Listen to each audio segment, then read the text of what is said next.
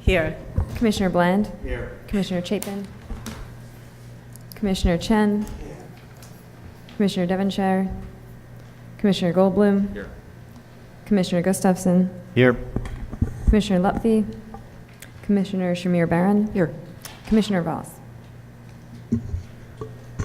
Okay, Commissioners, the first item on the agenda is an application for a certificate of appropriateness, the Borough of Brooklyn, docket number 19-13969. This is 188 Prospect Park West, aka 496 14th Street, 496A 14th Street, 498 14th Street, 187-191 Prospect Park West, located within the Park Slope Historic District Extension. This is a neo-Renaissance style movie theater designed by Harrison G. Wiseman and Manguson and Kleinert Associates and built circa 1928. The application is to construct a bulkhead.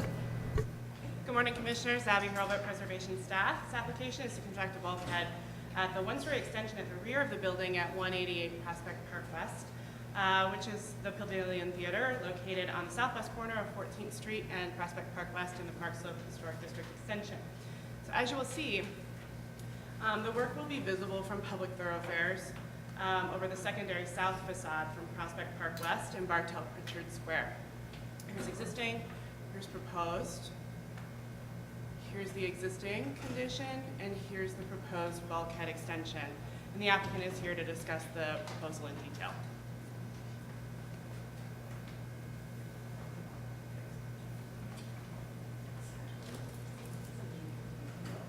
Good morning. My name is Matthew Vera. I'm the founder and executive director of Nighthawk Cinema. We're a local independently owned movie theater. Our original location is in Williamsburg, Brooklyn. It's a 3-screen cinema there. And we're embarking on a second location at the historic Sanders Pavilion Theater, renovating that theater into a 7-screen. And the reason we're here is we are proposing a elevator for the location to provide ADA access to all 7 of our theaters.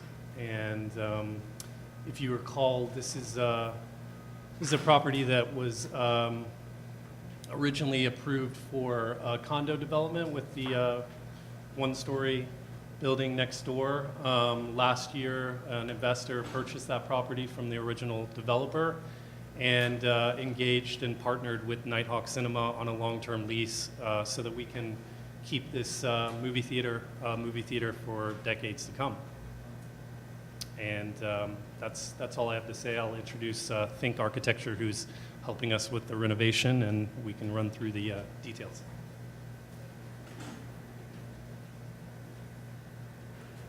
Good morning. I'm Marty Capel, Think Architecture and Design. We're the architect for the project.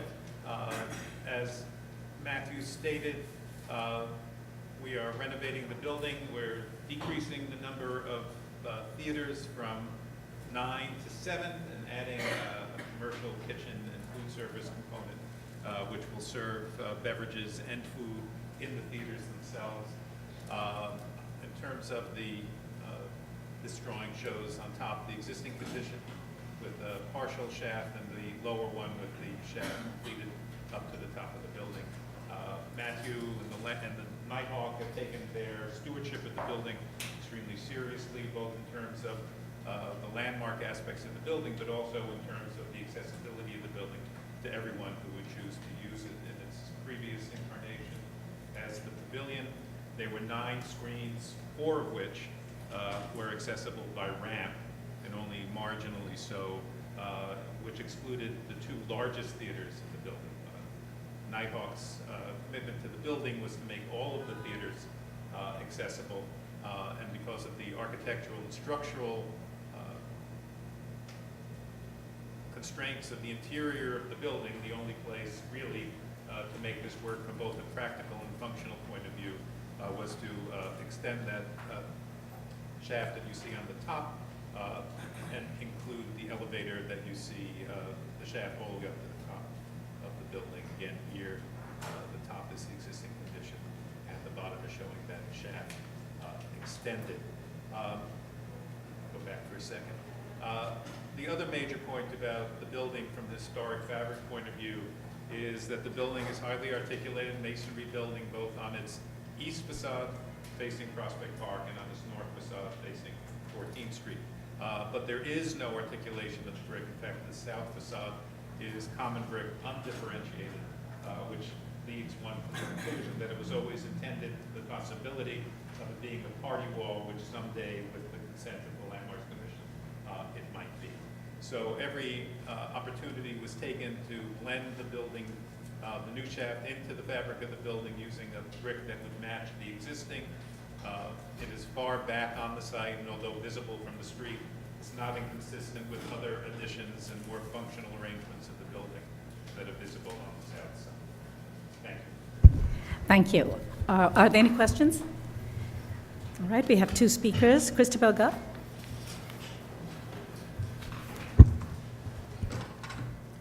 Christabel Goff for the Society for the Architecture of the City. We support this application, which promises to be a win for the landmark, the district, the community, and the future of the cinema, showing on adequate screens.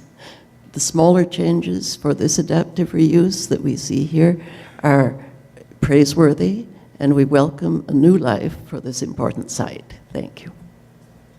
Thank you. The next speaker is Patrick Waldo.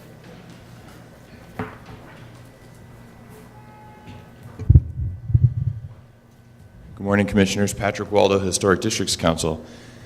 HDC campaigned fiercely to include this site in the first Park Slope Historic District extension, being fully aware that it was very desirable for development and wanting the Landmarks Commission to have regulatory power over the inevitable alterations which would be proposed. The previous proposal was met with great consternation from the neighborhood and our very strong disapproval, as it stripped the Pavilion Theater of its defining details and dwarfed it with monstrous accretions on all sides. We were very disappointed when the LPC approved those plans regardless, and we dreaded that plan being built and forever transforming that very prominent public crossroads in an inappropriate and ungainly way.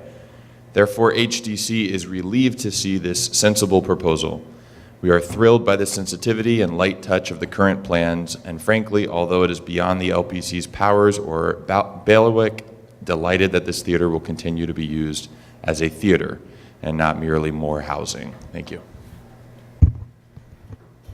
Thank you. Are there any more speakers on this item? All right. No other speakers. Community Board 6, their committee recommends approval of this application. And do we have any other questions for development team? Okay, we can close the hearing. All right, comments? Yeah, I think it is an easy approval. It's just very sort of modest intervention and on sort of the more utilitarian facade, and they're trying to incorporate it so it blends in. So I think it seems very, very appropriate. Are there any other comments? All right, just thrilled to know that Nighthawks is going to be in this neighborhood, and it's truly a wonderful cinema in Williamsburg. So this is great. Okay, right? Sure. In the matter of 188 Prospect Park West, also known as 496 14th Street. This is in the Park Slope Historic District Extension.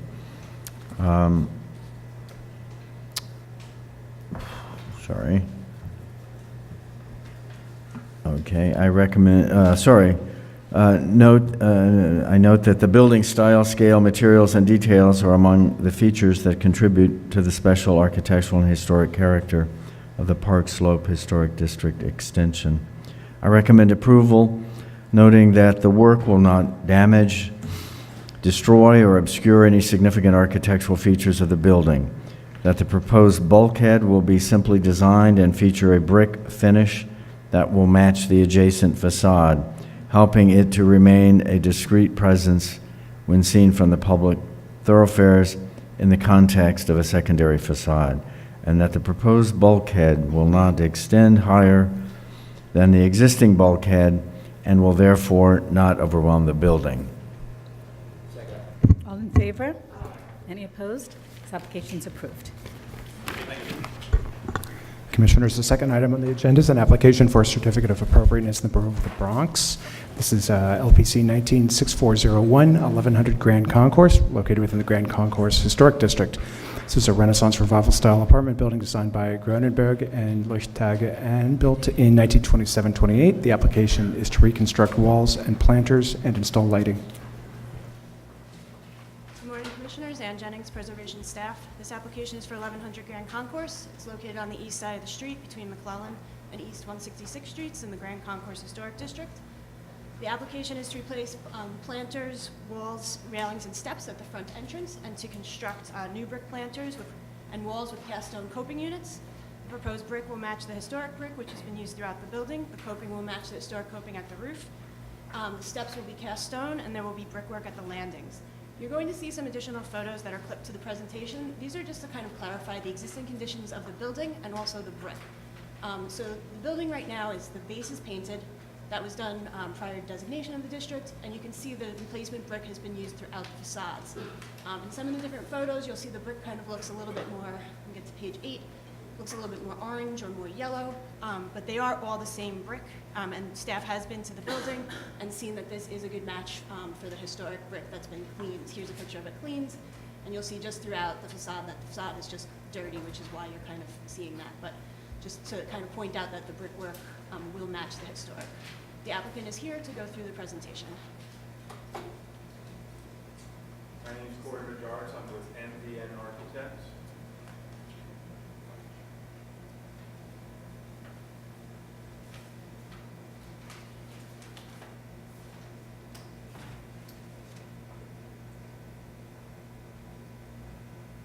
This is 1100 Grand Concourse. It's located at 166th and Grand Concourse. There's a lot of shadow in this photograph, but you can see that a good bit of the brick, the parapets have all been replaced. Great pains, we went to great pains to find a good match for the brick that we have. You know, you'll see that some of the brick looks as if it needs to be cleaned, which may happen at some point down the road. We're here to talk about the wing walls at the main entrance, which we believe were originally brick, which matched the rest of the building. I have the historic tax photo, which I'm going to switch to. The photo is a little fuzzy, but to me it's fairly clear that those walls, those planters, were the same material as the rest of the brick on the building. And you see that the copings, you can kind of see the outline that they were definitely had a sloped shape to them, similar to the copings at the parapets of the main roof. And so we want to try to bring that back. It was brick. It was probably the first thing to go once the planting beds got wet, blew out the wall, so we want to try to restore that.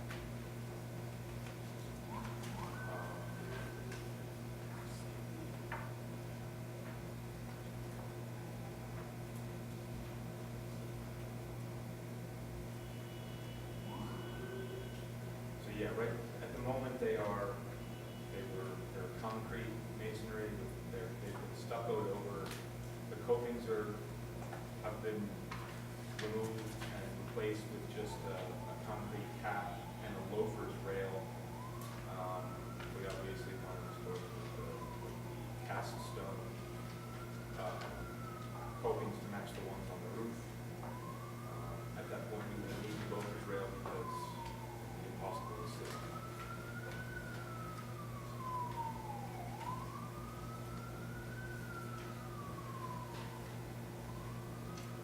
Surrounded by buildings roughly similar inside. We have a 10-story building. We're 6 stories. The building next to us is 10 stories. The building across the street from us is 3 stories. This is a look at it, the way it appears now. Those are actually probes that were done so we could see that's stucco and it's just concrete.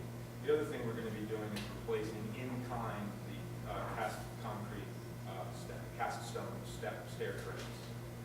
And there's also some brick pavers on the landings, which we're also looking to replace in kind.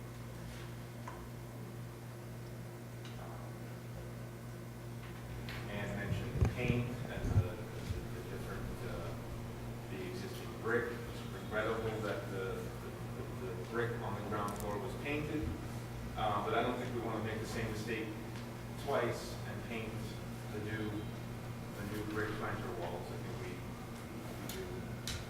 do the new brick and we leave it that way. So that's the new brick against the painted rusticated brick, and that's the new brick against the existing brick back closer to the main entrance. That's that main entrance. So it's a pretty good match. This is looking down on the landings. See those brick pavers have all been patched. Those are all going to be replaced with cast stone pavers and bricks to match.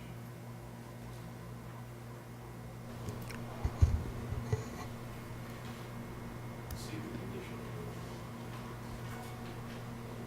coating. It's a mishmash. Okay. This is a look at it, the existing conditions, overview, and Okay. Are there any questions? Yeah, maybe this is for staff. Do we know what the original materials were for the treads and the and where the pavers are on the exit there? No, we don't know what the original materials were at the steps. Yeah. No, I mean, they look like they're more recent. What would be typical on the concourse? Historically, I'm not 100% sure, but I think the cast stone on the steps themselves it's more I think the brickwork was a little atypical, but it might have been just a concrete landing or something like that, but I don't know that we know for sure. Okay, thank you. Okay, are there any other questions? Yes. So, if you can just go back to the elevation, so are you continuing the coursing of the larger coined? You're not? No. And what's the reason for that? Or, I mean,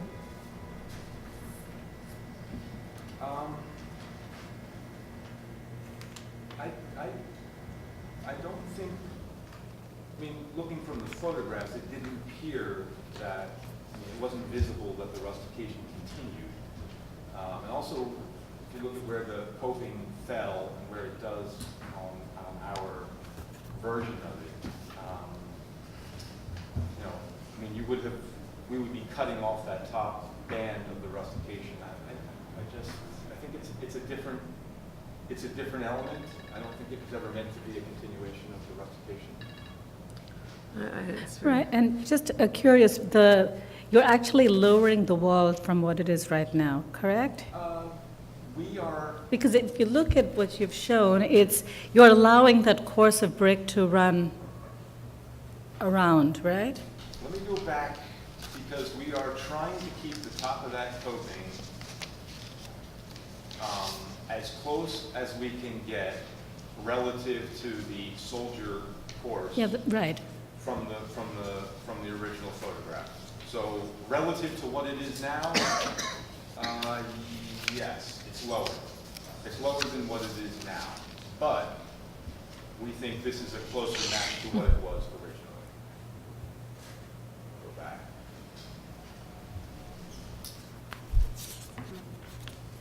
See? The top of that coping is clearly dying in. In this section, I think on page 15, it kind of shows the side elevation. sorry.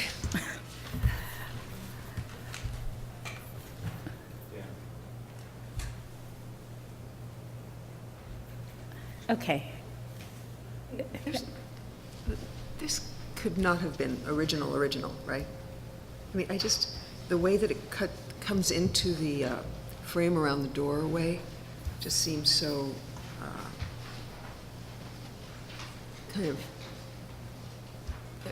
not fully considered or secondary. So it just seems to me that it's not original. Well, what we've seen, we don't know actually what we're seeing in that photograph. Right. We have seen buildings of this age where you sometimes see like a masonry kind of short wall that kind of frames that little courtyard. That sometimes happens. We haven't seen a planter like this though. No, this is... That at least that we're aware of. Okay. I just want to note that the community board has sent a letter in support of this. And I can't remember, are there any speakers on this item? All right, no speakers. Are there any more questions? So there was no consideration of removing it altogether, right? And widening the stair, and that's not what's being proposed, right? No, that was never considered. Okay. All right, if there are no other questions, we can close the hearing. I think what they're proposing is a great improvement in what they have right now. And I think they've tried to, it's hard to kind of pinpoint what was there historically, but it seems their approach to this is, in my opinion, it's intended to try and go back to what would be there historically in terms of the choice of brick. And I think, in fact, even just by this on page 15, the side elevation kind of shows where that wall is, how it sort of sets back slightly, how it allows the course of bricks to turn around, which is currently all blocked. So I think the changes they're making are very appropriate. Are there any concerns? Okay. Jeannie?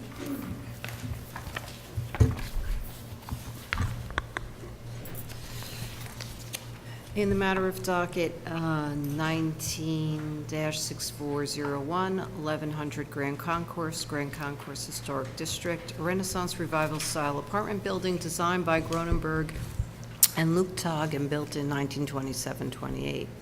The application is to reconstruct walls and planters and install lighting.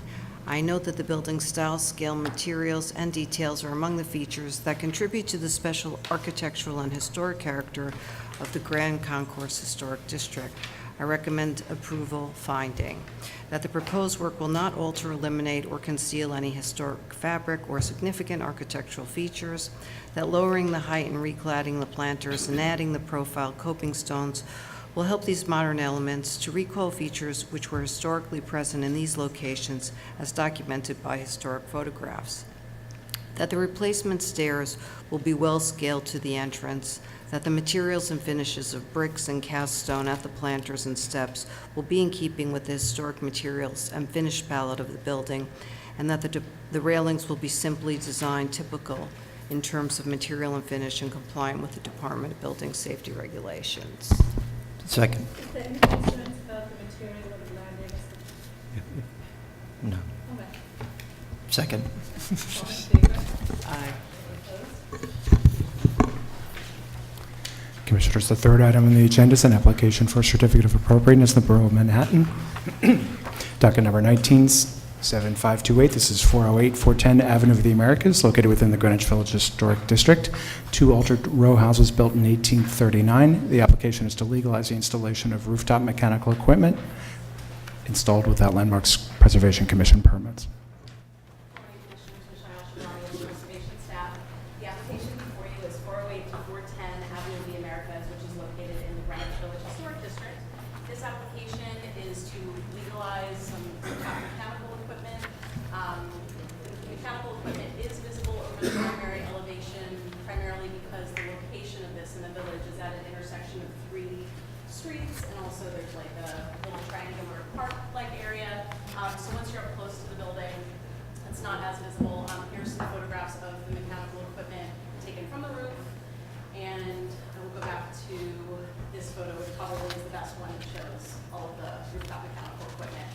Joe Torella, Saliki Torella is here. If there are questions. Morning.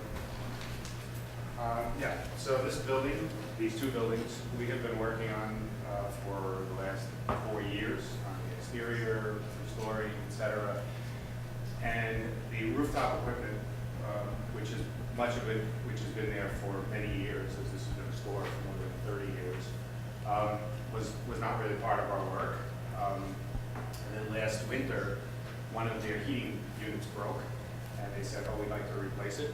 And when we went to get a permit or emergency thing, the landmark said, what equipment? So it was at that time that we realized that much of the stuff that's up there, maybe all of it, was never really filed for. And we said that was a problem, and what could we do about it? So the equipment that is up there, all of it starts at 30 feet back from the facade, which is as far back as they can put it. The buildings have no parapets at all, so you can see pretty much straight back. And because of these intersections, you can get back as far as about 500 feet back here on Greenwich Avenue and still see onto this roof. So no matter how far back we put things, you would see something. The two main, this is a typical elevation from across the street, and the only thing that you can see is the top of this skylight, which has been there for a very long time, and which is quite tall. It's probably 12 feet tall or something. And as you step further back, the only other thing that comes into view is this duct, which is comes off the unit like this and runs to the front. And we have suggested that that probably could be lowered and get down. And then here, once you're back 400, 500 feet, you can start to see the line of the 30-foot things. So this illustrates the situation. From 70 feet, it's one thing, but once you're back 200, 300 feet, yes, you see more things. But everything is, the first unit back is 30 feet. And then there's a drop in the back, and units have been put back there as well, out of sight. But it's it's a busy food store and requires a lot of air conditioning and refrigeration equipment. And we thought it would be a great idea if we could clean the slate up and establish a line, and then, because in the future, they're still going to need to replace equipment, do other things, and they're really in a bind right now as to what they can do. So here we go. Is the skylight a condition that was there when the building was, when it was designated? Yes, it's kind of peculiar because in the designation photo, the last sheet, maybe it wasn't in this, but the last sheet has the designation photo, and the block of black under the number 410 appears to cover a good portion of the skylight. But we know that it's an original skylight. There's 3 or 4 of them throughout the building, and we're not proposing to do anything to it, although it was suggested that maybe we would paint it a lighter color. So right now it's black. Isn't right now white? At certain points it was white. Yeah. Now it's white, yeah. At some point it was tarred over, I guess it was. Right. Okay. We're fine with that. We're not proposing to do anything to it other than maybe less, although white was could be gray. Another question. Could the duct, which is the other offending item, also be painted? I know it could be lowered. You said it could be lowered. Maybe that's preferable, but I think if we it... think we could run it closer to the roof, which would, because this front piece is the piece you see when you look for a distance. So if we came out of the unit, which is 30 feet back, look more straight down, and then ran it along and down, we believe it would not be visible at all. This is the skylight. All right. Okay. Just Yes. a Cody question. The building doesn't have a parapet in the front, No parapet. and it's not required to? There are lots of buildings that don't have parapets that aren't allowed to build. Have any of these units been filed with DOB? Have any of the work on the rooftop been filed with DOT? Actually, some of them were filed years ago, and they actually had permits in the 90s. No one ever asked where the landmark permit was. But no, I mean, this is. I'm sure there are lots of buildings in New York which have mechanicals but don't have railings. Our building, the building we're in on 13th Street, also. I guess my only concern is that would there to ever be work done on this building currently, my guess is that that they'd be required to put some kind of railing on the front. No, if that's the case. I think it's when if you. Even for mechanicals, we've seen it here a million times. It's, Right, but I think it's all triggered by the scope of work that's being done. So if a building rooftop is becoming accessible to people and you're adding a bulkhead, then bulkhead on top, I think those things may trigger it. I don't know if just by putting mechanicals. I remember us seeing here railings. Maybe they don't have to be like 4-inch on center railings, but there has to be. Wouldn't you wait for that to be? Yeah, let's. Yes.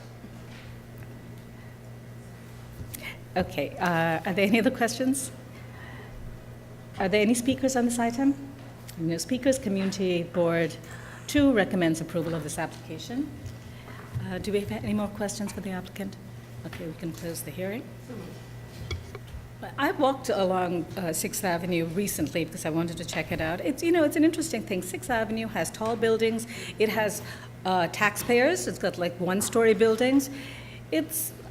I'm going to use the word cacophonous because it kind of has lots of things going on, including stuff at the rooftop. And honestly, I just thought, even though some of this is visible, because this is backdrop of other buildings and there's a whole sort of streetscape which is buildings behind buildings, I didn't find any of this actually particularly problematic. I do think that the skylight itself, I think if it's painted a more muted color, it probably would blend in more. But even something like the mechanicals, even though it's visible, I'm not sure it's absolutely necessary for it to be lowered. But if the commissioners feel that, then we can do that as well. Or paint it. While you're painting the skylight, might as well paint the other thing. Yeah, might as well paint the other thing too. How's that? Okay, great. John? Okay.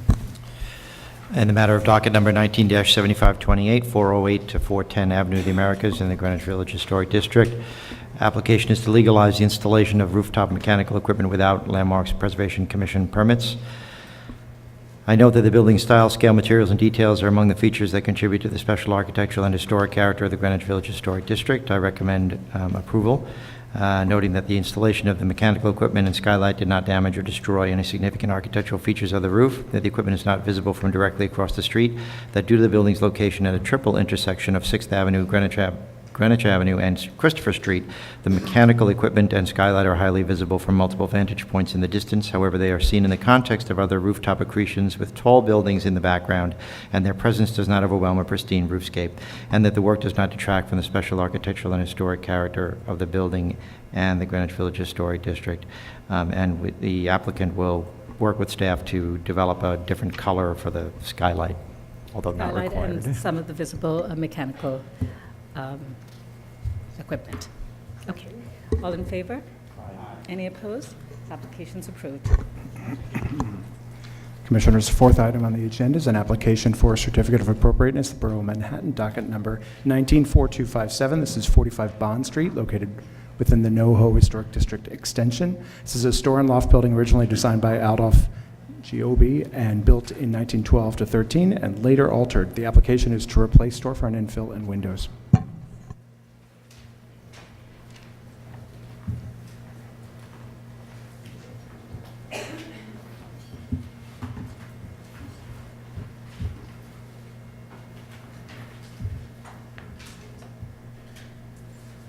Good morning, Commissioners. Julianne Wiesner-Chinesi, Preservation Staff. 45 Bond Street is located on the south side of Bond Street in the middle of the block between Lafayette Street and the Bowery. The proposal is to replace modern ground floor infill and framing with new infill and framing, and to replace modern 1/1 double-hung windows at the second floor with new simulated double-hung windows featuring a fixed upper sash and a tilt and turn and/or casement lower sash. The work could not be approved at staff level because the infill and framing are not based on historic prototypes. Signage is not in a location commonly used for signage historically, and the windows will not match the historic windows in configuration and feature curvatures at the corners which do not replicate an historic condition. I'd now like to introduce the architect who will describe the proposal in more detail. Got it. Hi, I'm Alex Liberman. I'm the architect for the project. This is Santiago Braza. He's helping me with it as well. So yeah, you see the location here, 45 Bond Street. This slide shows the existing context, also the context of the street, fairly self-explanatory. The next slide is showing our existing versus the proposed. What you'll see is that we're changing out the second floor window as well as the storefront below. We were able to get the cooperation of our landlord as well to integrate the tenant entrance as well, which was really great to the left there. This shows the area of intervention on the project. So just taking out the second story of the first floor windows. We're not changing any of the areas of penetration. And our pad drawing. Existing situation. Just pointing out it was, it's an altered building, and when it was altered, it had a new storefront put in. The new storefront is kind of standard steel assemblies, contemporary style. We did take cues from that while wanting to kind of move forward and give it a little bit of a new style, updated style. And here we have a rendering close up of the storefront itself, showing the additions, the new detailing. I think you'll see that it's in keeping in some ways, a little bit more architectural styling. We are adding a few lights above, just to give more storefront light. Breakdown of the architectural.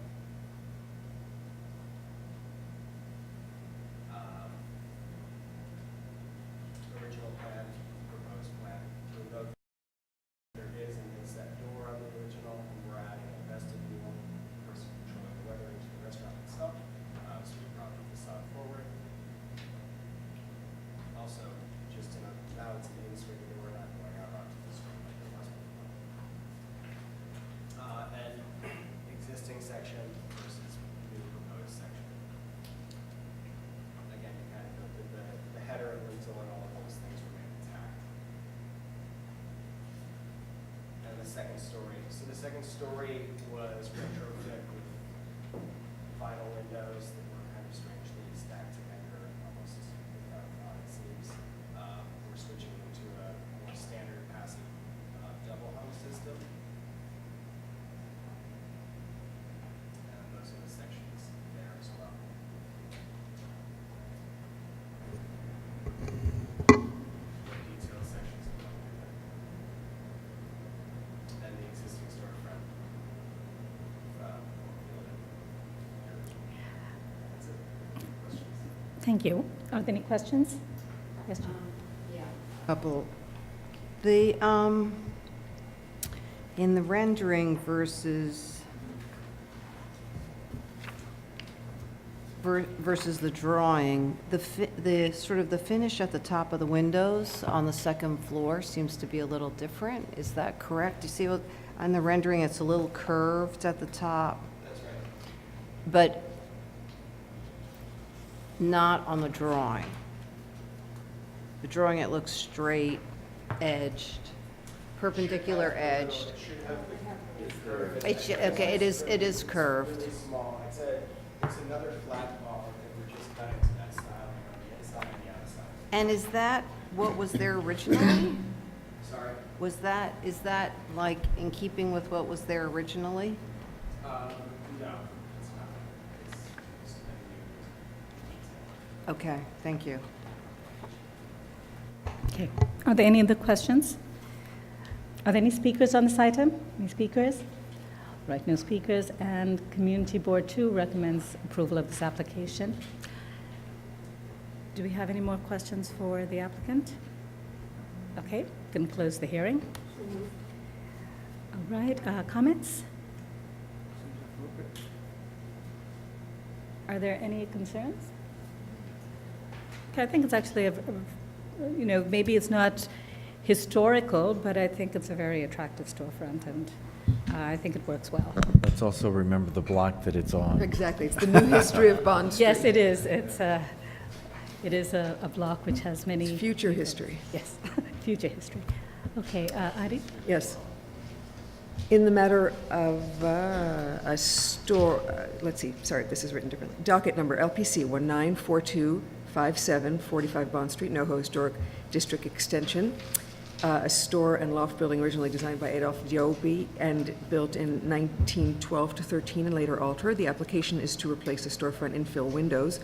I note that this is not one of the buildings for which the NoHo Historic District was designated, and I recommend approval, finding that the work will not eliminate or detract from any significant architectural features, that the existing ground floor infill throughout the streetscape are primarily modern replacement infill with metal framing, simple detailing, and large display windows. Therefore, the presence of this simply detailed metal infill and limited glazed brick will not detract from the character of the streetscape. The composition of the finish of the proposed infill, including entrance doors, bulkhead, display windows, and transoms, will recall the proportions and characteristics of historic ground floor infill at buildings of this type, style, and age, and will be compatible with storefronts and entrances found throughout the historic district. That the glazed brick pier, pin-mounted lettering, reeded glass, and gooseneck light fixtures will be well integrated into the design and a discrete presence within the streetscape. That the dark finish of the blackened steel of the ground floor infill within the context of the streetscape, featuring modern materials, will recall the character of painted historic finishes without detracting from the historic finishes at the neighboring properties. That the simulated 1/1 windows featuring a fixed upper sash and operable lower sash, which match the original windows in terms of configuration and feature subtle distinctions from the original windows in terms of finished curved trim and simple profiles. That the finished upper sash will be in a different plane from the lower sash, replicating the appearance of the historic window sashes. That the change in operation will only be perceptible when the windows are open, and that the proposed work will support the special architectural and historic character of the NoHo Historic District. Second. All in favor? Any opposed? This application is approved. Commissioners, item number 5 on the agenda is an application for a certificate of appropriateness, the Borough of Manhattan, docket number 19-12883. This is 400 West Broadway, located within the Soho Cast Iron Historic District Extension. This is an Italianate-style store building designed by William Jose and built in 1870 to 71 and altered in the late 20th century. The application is to legalize the installation of storefront infill in noncompliance with certificate of appropriateness 172488. Good morning, Commissioners. Corey Corrales, Preservation Department. As mentioned, the application before you is to review work completed in non-compliance with approval for storefront replacement issued in 2015. The images on the screen, you can see the condition before that approval. The image in the middle was what the Commissioners approved, and on the right, which is the as-built condition. Much of which you see is in compliance. What we're really talking about is everything sort of at the spandrel level and above. And you'll notice the flat sign band and squared off top of the storefront was not installed, and instead a structural element was discovered during construction, and now it's incorporated into the work that's being done. So what you see on the far right is the as-built condition, and the architect will go over these changes in more detail. Hello again. So this is 400 West Broadway, and what was there before we started, the Robert Lee Morris, this was an entire stucco configuration over things. And this is what we proposed, which was approved almost 2 years ago. We had done some probes underneath based on the old photos and what we suspected. We expected to find 2 cast iron columns and a cast iron beam under there, and the probes showed the columns, and we did the probes in the corners, which showed a flat beam. So we were pretty confident that we were going to get what we proposed. As we got along with the work, which ran behind quite a bit, which caused some other pressures, we discovered that the beam, we found everything, we found the columns, but the beam that we found was actually a slightly curved beam, which was pretty exciting. It turned out to be a bulb T beam, which is T-shaped with a roundish bottom piece, which there it is, and a bottom chord. And it was pretty exciting in that we found that, there it is, that these beams were in use for a very short period of time in the late 19th century, as steel was becoming more and more the thing. But the bulb T, which is now used mostly in highway construction, allowed them to get a bigger span out of cast iron. So, so in my 40 years of practice, I had never seen one, and thought it was pretty cool. And that we thought keeping it, being it was all historic material, was not dramatically different than what we were proposing, that the columns, the beam, and the columns and the beam. So we proposed this to the client. They had to modify their storefront. We had to come up with a waterproofing detail to allow us to leave it. And some of the brick above it was quite spalled and damaged, so we had to tooth in some brick. There's the brick up here, and we thought this was a good thing until landmarks wanted to know what happened to the original thing that we proposed. And we came and presented all of this to staff, but they told us they couldn't really approve this at staff level. So here we are. This is the finished product. Okay, thank you. Are there any questions? Any questions? Any speakers on this item? No speakers. Community Board 2 recommends approval of this application. We have no other questions. We can close the hearing. Comments? Yes. Fred.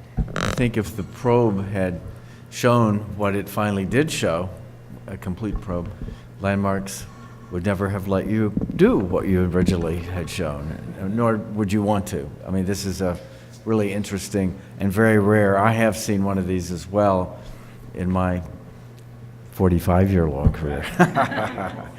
But anyway, I think this is a beautiful way to use it, but also it just is beautiful.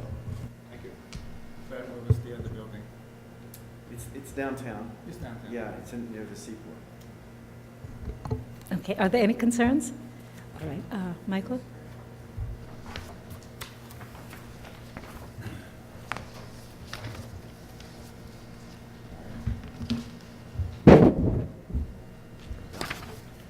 Regarding 400 West Broadway and the Soho Cast Iron Historic District Extension, the application is to legalize the installation of storefront infill in non-compliance with Certificate of Appropriateness 172488. I recommend approval, finding that the historic bulb T lintel was discovered after the removal of non-original storefront cladding and is a structural element not commonly found on buildings of this age, type, and style, and that, while historically it would not have been exposed, the new design successfully incorporates this feature, that the tension rod was retained and concealed behind the storefront transom glazing, that the modified storefront featuring the arch transoms aligned with the underside of the bulb T is in keeping with the original design approved by the Commission.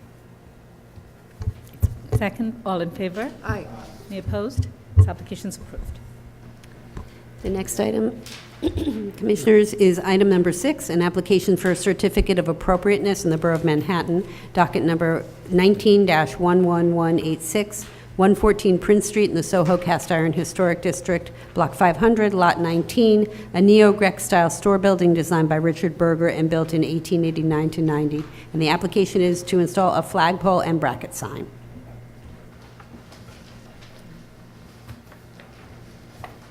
Morning, Commissioners. Jared Knowles with Preservation Staff. This is 114 Prince Street, located on the south side of the street, just to the west of Green Street.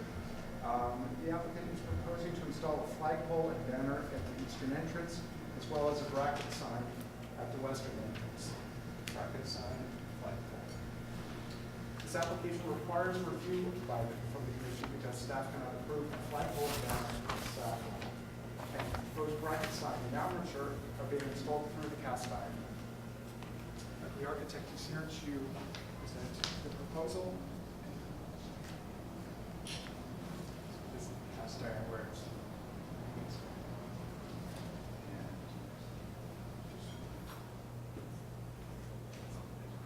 All right. Good morning, Commissioners. Bennett Fradkin, McAlpin Architects, representing David Uriman, 114 Prince Street.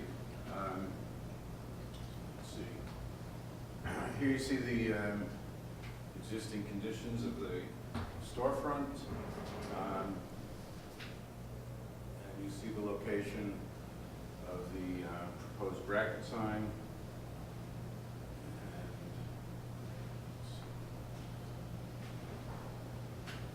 So that's on your left is the flagpole over one door, and on the right side is the proposed blade sign on above the other door. Here is a representation of the flagpole, which is attached to the wood transom above the door. And here is the bracket sign, which is above the other door. Now the other door,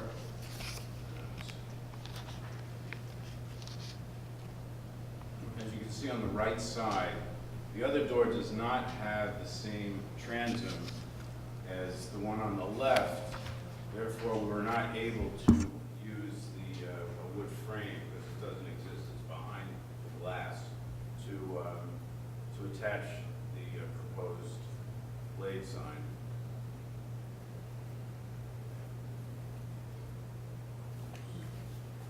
Here's some similar signs in the neighborhood of both types, flagpoles and blade signs.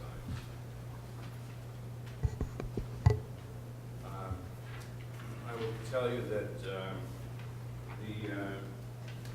the community board asked us whether the blade sign could be installed with one bracket and whether it could be moved up. So the answer to those two questions are, number one, one bracket would not make this kind of a sign stable and safe and secure. And the second item is moving it up. I have an image here, which I can show you, pass around your light. I don't think it's actually better, that's my opinion, in terms of how it affects the viewing of the Capitol. Why do you think you need both? Why do we need both signs? Same storefront for both. Well, I think that, they just provide a different level of visibility from different vantage points. Which different vantage points? They're both perpendicular to the street, aren't they? That's correct. Yes. So they both have text on both sides, right? Correct. And they're how far apart from each other? 20 feet, 20 feet? 18 feet. Okay, thanks. Okay, are there any other questions? Just the, Yes. the flagpole couldn't be attached in the way that the bracket is? In other words, rather than attached to the frame of the doorway or the transom, could it be attached to that side pier as a flagpole, just so that they're sort of more similar? Well, I'm sorry. Yeah. This is actually installed in cast iron. The Yeah. bracket sign, which is not such a great penetrations from the cast iron. Not great. Right, but you're doing it anyway. Did we say so? Oh, I see. Got it. But just going back to, so you're putting, what is the reason why you can't put a flagpole at the other location and make them just similar? Because you said that it doesn't have the wood frame, but what does it have? It's that metal? No, this is existing condition. So, as you can see on the right side, the glass transom is a larger transom, and it's affixed to some kind of a wood frame from behind it. You know, it's like, it's installed between the cast iron and a wood frame. You know, like it's glazed in. So there's no frame. There's And no straws that we could use for attachment. That is a possibility. Okay, I've just, because it seems like there's a frame in this photograph, so I was just trying to understand that.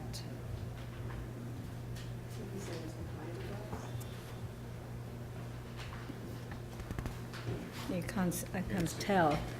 No, in your photograph. In the photograph, it looks like there is, The one that's moved up. so.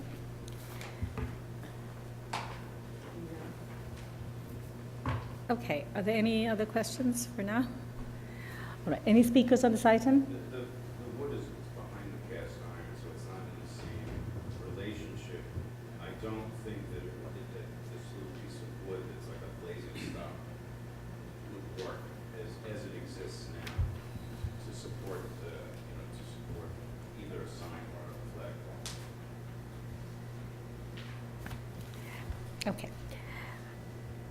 Well, the community board recommends approval of the flagpole and flag, provided that they follow approved LPC guidelines, and recommends denial of the blade sign unless it's positioned, this is what you were talking about, it's positioned more sensitively, higher, to avoid obstructing the architectural elements, and is supported by one rod. So if you did one rod and you had it was a flag, then it would be okay, right? It's just because you have it as a blade sign that you need two rods. Well, the second point, we need two rods for a blade sign, to keep it from blowing Being a flag. off. The flagpole obviously has 3 points of attachment. It's a Okay. different, it's a Okay, it different has three, system. got it, understood. It's a different system, so, a flagpole could, I think there's two subjects here, right? One is, one is the, is the attachment, yes, it's to the cast iron, we did it as, within what's available, as sensibly as possible, behind the column. It just seems like a very awkward place to put this because it's right at the Capitol, and I'm not sure why, I'm not saying, you've said the other option doesn't work either, but this clearly, in my opinion, doesn't really work because it's, I don't know, it's an odd location to have it. I think it kind of defies some of our conventions about, not obstructing important features. So I'm just surprised that you've taken that position here. Okay. All right, are there other questions? Nope. Okay, so we can close the hearing. All right, comments? Yes. Get rid of the blade sign. This thing's got 6 signs already. It's today, one in each window. Most of, if not all the examples that were shown there, you have one blade sign. It's a small store. I don't see the need for it. Okay, others? I agree with Michael. I do as well. One flagpole. Okay. I think that it just so happens that, there may be a practical reason, and I think a preservation reason not to have that blade sign. And it does seem that it's a single tenant, and the flagpole itself has been an issue in Soho. We've used and allowed it discreetly, and I think it works as one flagpole. And you're right, they have other signage at the windows. All right, so does that seem reasonable? Okay.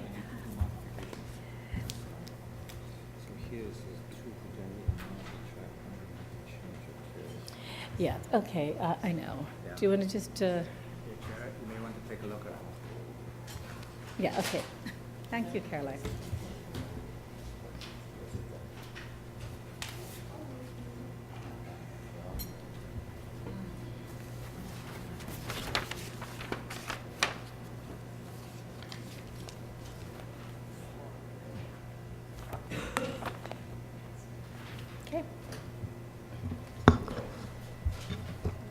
in the matter of LPC docket 19-11186 for 114 Prince Street, the Soho Cast Iron Historic District. The application is to install a flagpole and bracket sign. Noting the building style, scale, materials, and detail among features that contribute to the special architectural character of the Soho Cast Iron Historic District, I recommend approval with modifications that the location of the flagpole on the first floor will relate to the commercial space it advertises, and that the simple design of the flagpole is in keeping with the amateurs for bracket designs historically found on buildings of this age and type.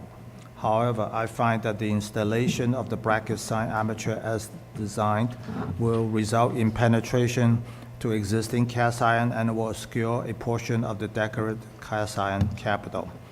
Therefore, I recommend that the blaze sign be eliminated from the proposal. All in favor? Any opposed? The application is approved. Okay, the next item is number 6, an application for a certificate of appropriateness in the Borough of Manhattan, docket number 19-8690, 74 East 4th Street, the Ashton Brodell Varying Building, later the Gaston Varine Schillerbund, now La Mama Experimental Theater Club in the East Village, Lower East Side Historic District, Block 459, Lot 23. A professional association hall designed by August H. Blankenstein and built in 1873, altered in the German Renaissance Revival and Neo-Grec styles by Frederick William Kurzer and Richard O.L. Roll in 1892. The application is to construct rooftop additions and install storefront infill.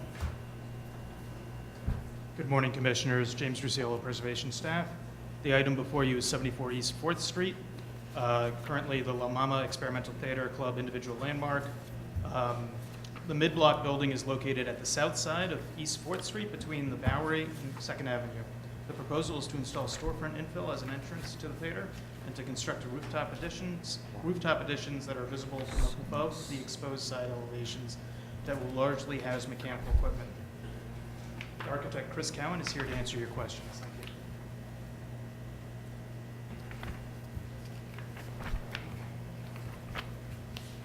Good morning, everyone.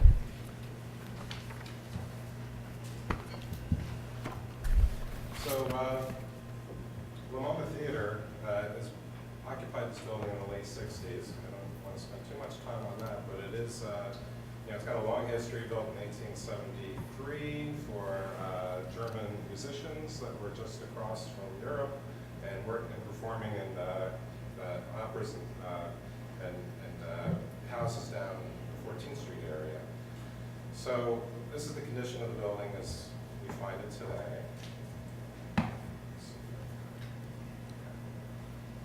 Again, tell them the location. We have some aerial maps here. This is the building here, 4th Street. There is an existing large terrace in the back, which we're keeping with a high wall around it, and you'll see that as we move forward. Again, more information on zoning. We're actually building a little less square footage than the building has now, because there's some existing mezzanines which are too tight in terms of headroom. So the photo on the left is the tax photo from 1939, and you can see that there are remnants of storefront here. There was a shaftway along this side in the west, which is in that area, probably an elevator where there's a meat packing plant. And you can get the idea of the fenestration, double hung windows, fire escape, which has since been removed. And the photo on the right is 1977, about 7 or 8 years after Ellen Stewart, the founder of La Mama Theater, took over the building. She had purchased it from the city. There's still remnants here of the fire escape, which no longer exist. This was just a piece of it that had remained at that time. Key points here, built 1873, 1896. There was some substantial renovation done on the interior and on the exterior. And 1916, there's a statement that these cast iron, pilasters were added, which I'm not sure that's so, but that's what we found in some newspaper articles, and the Landmarks staff person who did research found that as well in articles at the time. So you can see there's brick infill here, which pretty much closes up the whole first floor. That predates, I think, the theater. They may have done some addition to that, but it's a very closed first floor, which is one issue we wanted to take care of. Again, existing condition shots. Context. La Mama also owns this building over here, number 66. So you can see it's all fairly height. Okay, this section is important in that I'm actually start out with the comparison here first. On the left is the existing section, and they actually have two theaters. One of them is called the Club because originally it was the La Mama Experimental Theater Club. That was Ellen Stewart's name when she first formed this off-Broadway company. The problem as it exists is that we have very low ceiling heights and there's terrible acoustics. Anyone walking on a floor can be heard just in very light footsteps below. So they've got a terrible acoustic problem where they can't do anything in the building when the show's going on. So that was one of our challenges. The second is that it's not ADA accessible in terms of the floors or even off the street. There's a 10-inch step at the side. So that was key to overcome that. People cannot get up to the upper levels except taking these very steep stairs.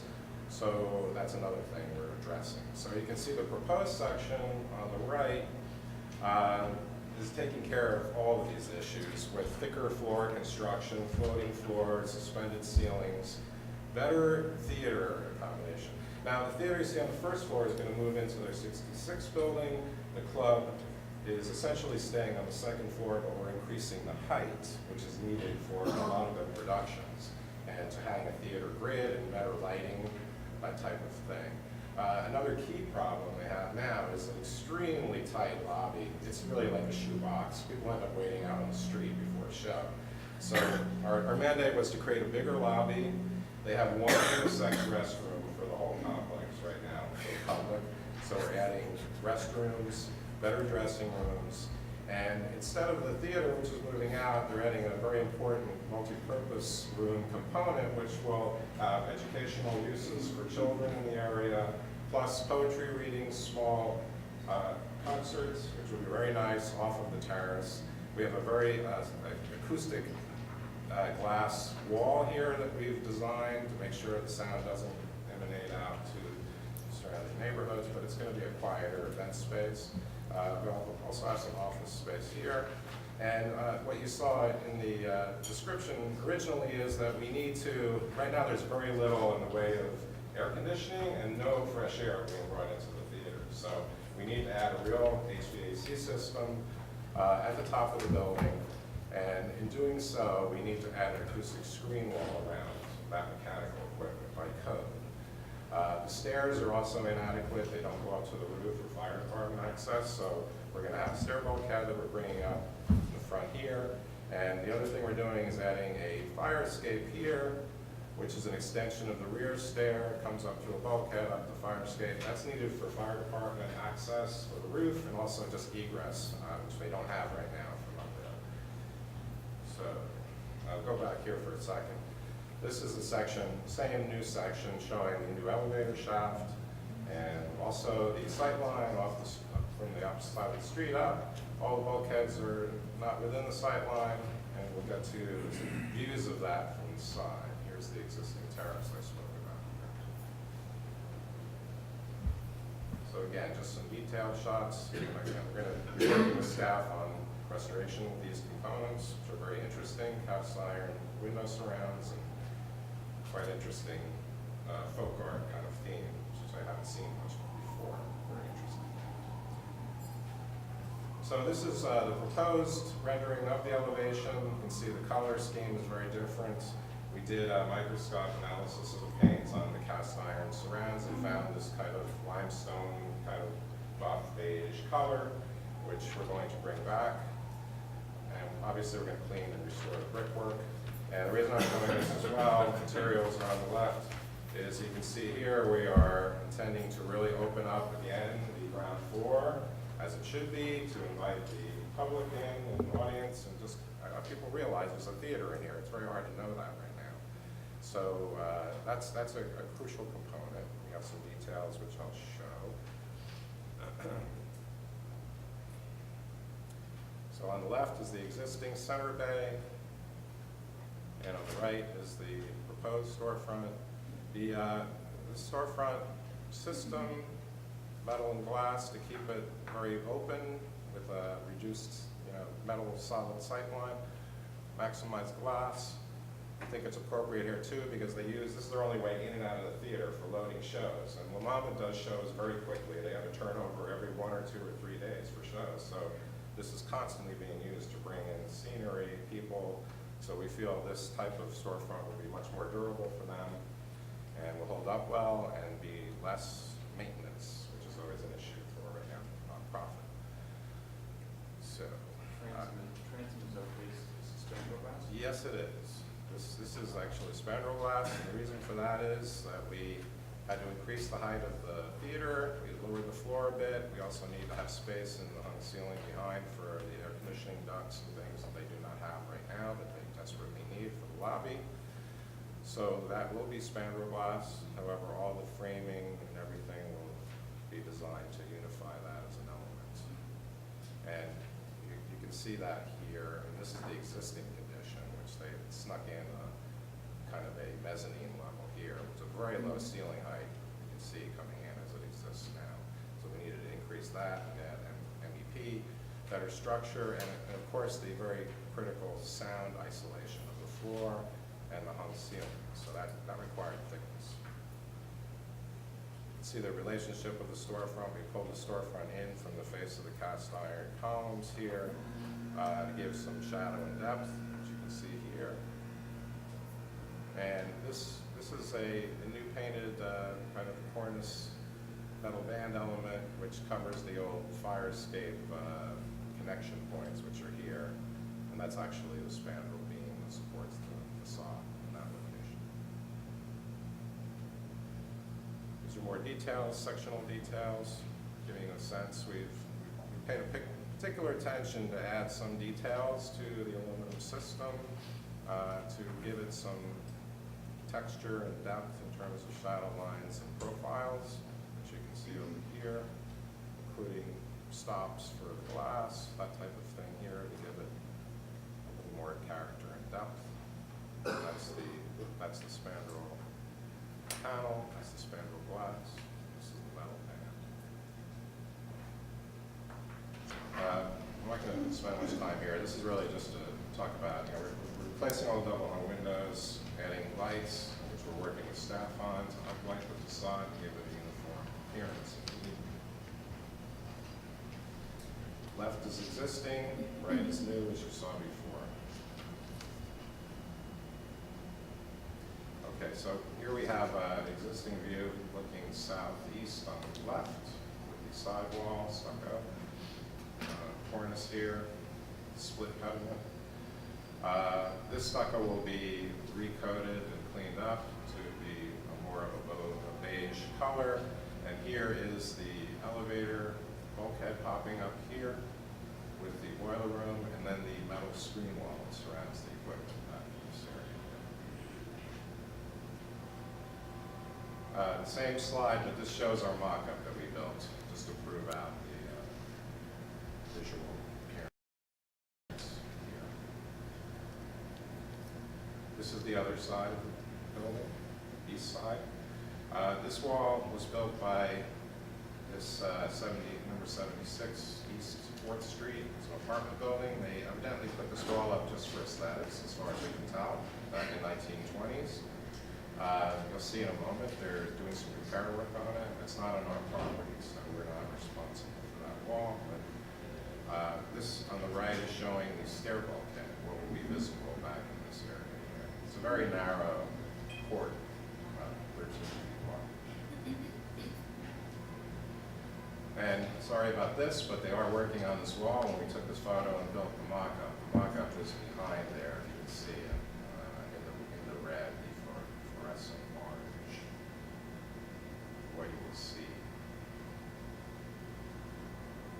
this is the rear facade as it exists now. This is the terrace beyond this wall that exists, that was built in the late 60s as part of the original work. This is a section through that terrace showing the rear wall, rear facade. Mama built these extensions. This is a brick, pure brick of the wall of the building here. Photos on the lower left are of the construction is back there. This is the existing wall. It's about 3 feet from the rear property line, this wall.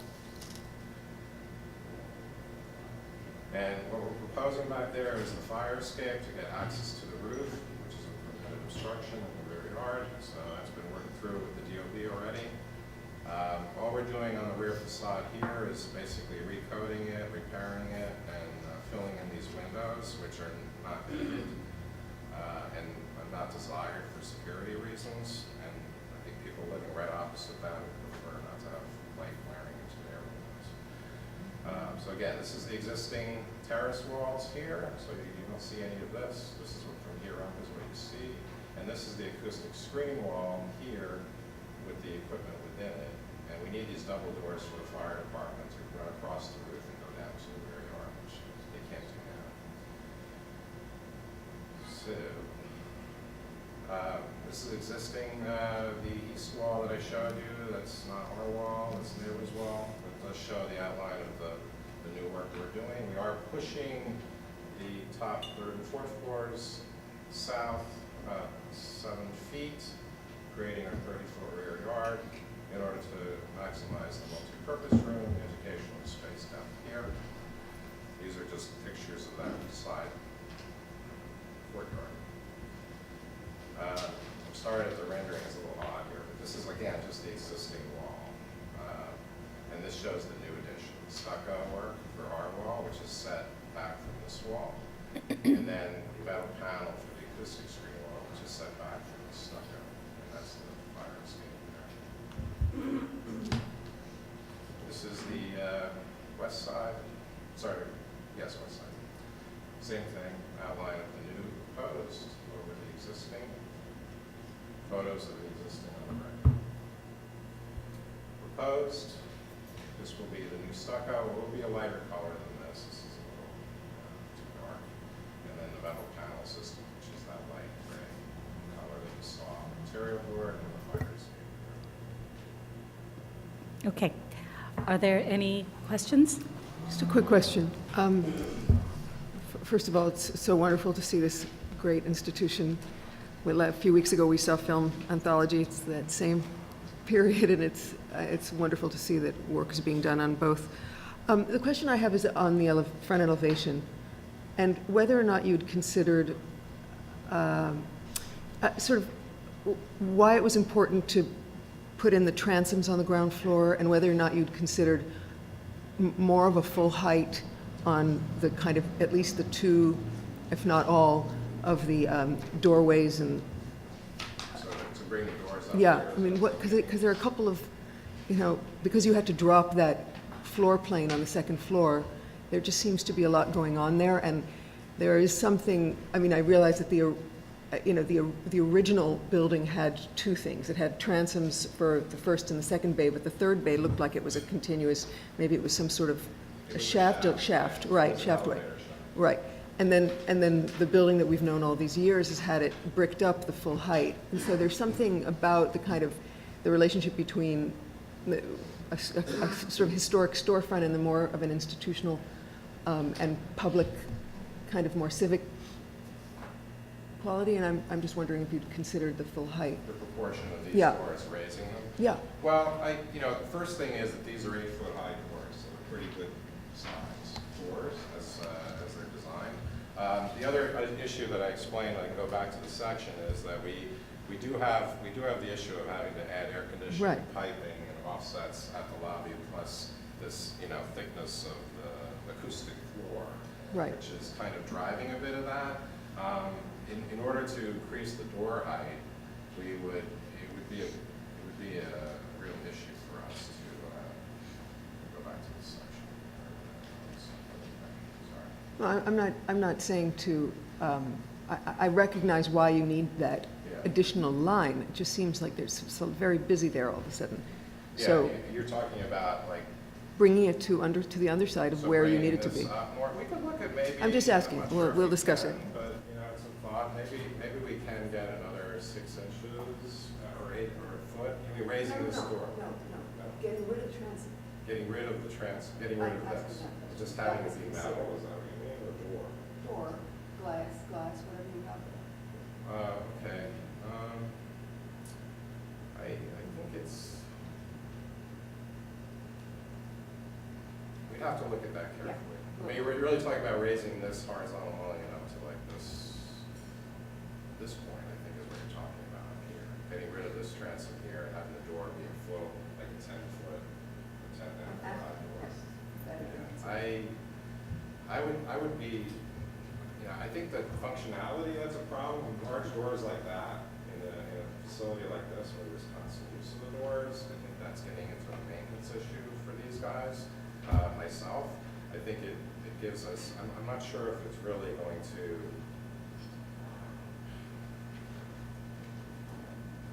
I mean, to me, when I walk around and I look at storefronts of this vintage, usually there is a transom. For sure. And I do think that if these doors come up here, it's going to force a lot of changes internally that I'm not sure if it's the cart, pulling the horse at that point myself.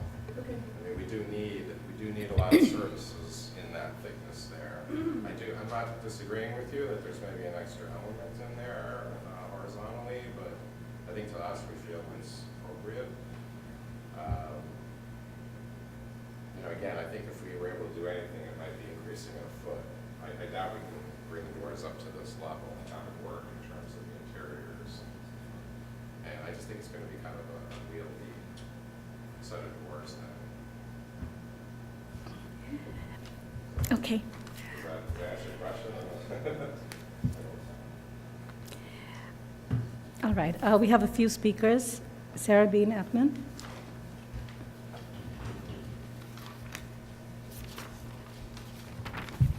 Good morning, Commissioners. Sarah Bean Attman of the Greenwich Village Society for Historic Preservation. GVSHP strongly supports the restoration of 74 East 4th Street. For 50 years, La Mama has been a sensitive steward and owner of this East Village landmark, and we applaud the very appropriate and thorough restoration of this structure, which has housed over its many years significant cultural institutions, both past and present. Built in 1873, the Aschenbrodel-Verein building first served the surrounding Klein Deutschland as a music social club. Thereafter, it served the community as a meeting hall, primarily serving the working class and immigrant population of the Lower East Side. In the second half of the 20th century, the area transformed into a center for off-Broadway theater, and La Mama was at the forefront of this movement. The theater club found its home in 74 East 4th Street in 1967. The restoration of the front facade and alteration of the storefront as proposed, will bring back to life this landmark, which has borne witness to the evolution of the East Village over the building's nearly 150-year existence. Only one issue was raised by a few members of our committee regarding the proposal. As rendered, some felt the material of the acoustic screen wall appeared somewhat at odds with the rest of the building and could benefit from the consideration of a different, more visually compatible material. We look forward to seeing this East Village landmark restored to its former glory and the continuation of La Mama, both a mainstay of the East Village and the New York City theater community at this location. Thank you. Thank you. The next speaker is Patrick Walder.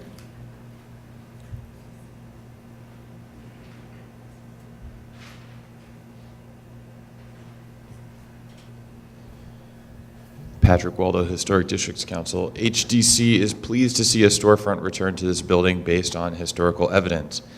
On such a beloved East Village institution, our committee appreciates what seems to be a very sensitive restoration of the facade with historic cast iron elements. Thanks. Thank you. Are there any more speakers on this item? Community Board 3 recommends approval of this application. And do we have any more questions for the applicant? Okay, thank you. We can close the hearing. All right, comments? Yeah? Yeah, you want to go ahead? Well, there's a lot going on here, but I'm pretty much happy as is.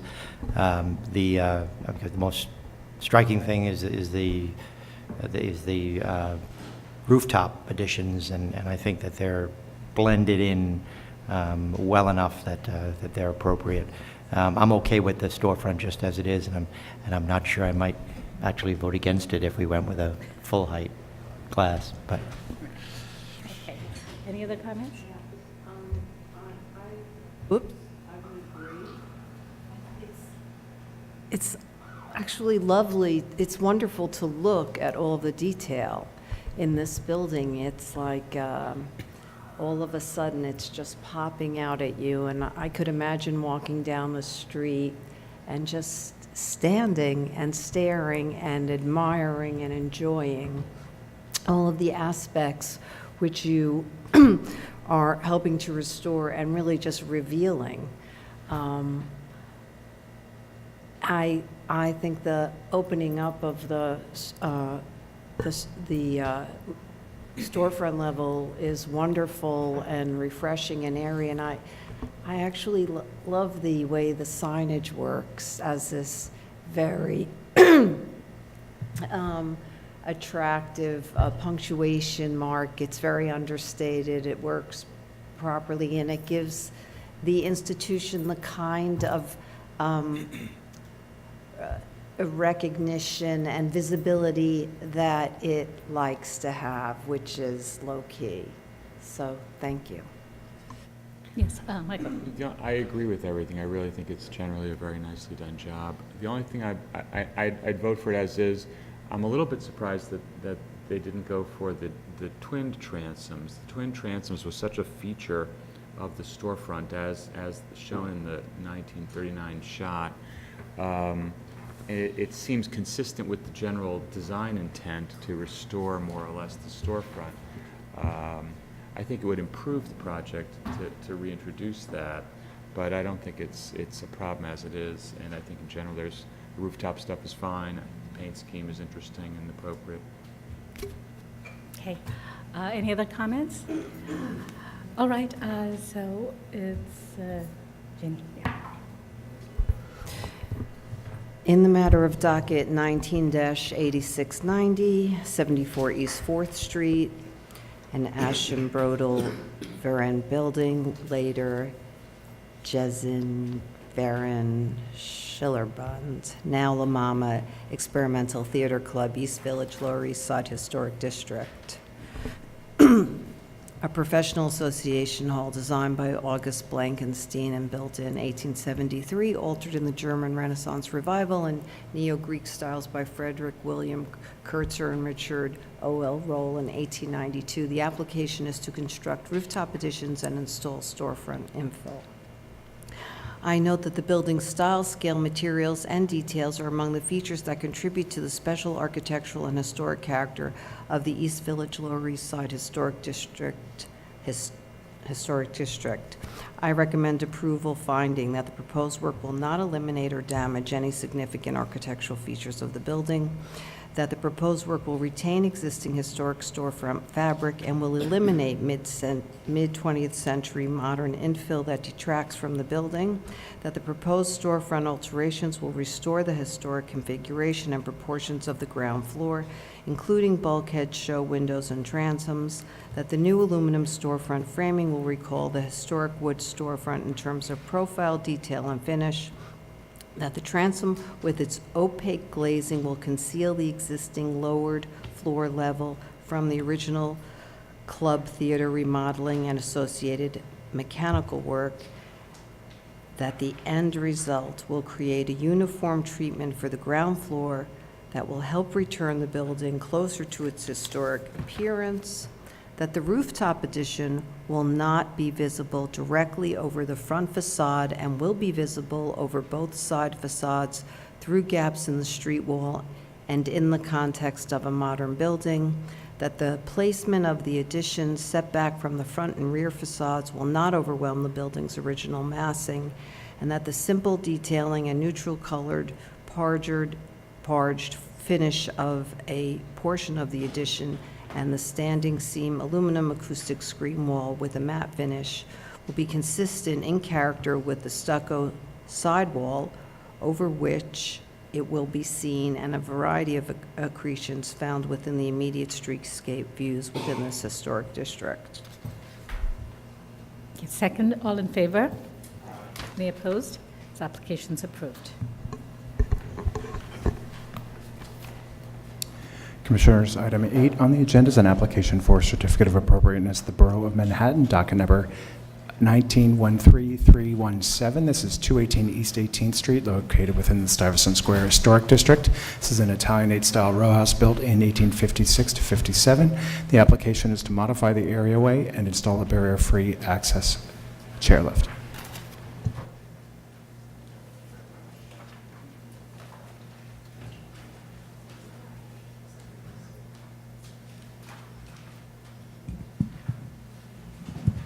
Good morning, Commissioners. Samantha Cesarini, Preservation Staff. This is 218 East 18th Street, Manhattan, located between 2nd and 3rd Avenues in the Stuyvesant Square Historic District. The application before you today consists of a proposal to modify the areaway and install a barrier-free access chairlift as well as a planter. Rebecca Arcaro of Murphy, Burnham, and Buttrick Architects is present and here to answer your questions.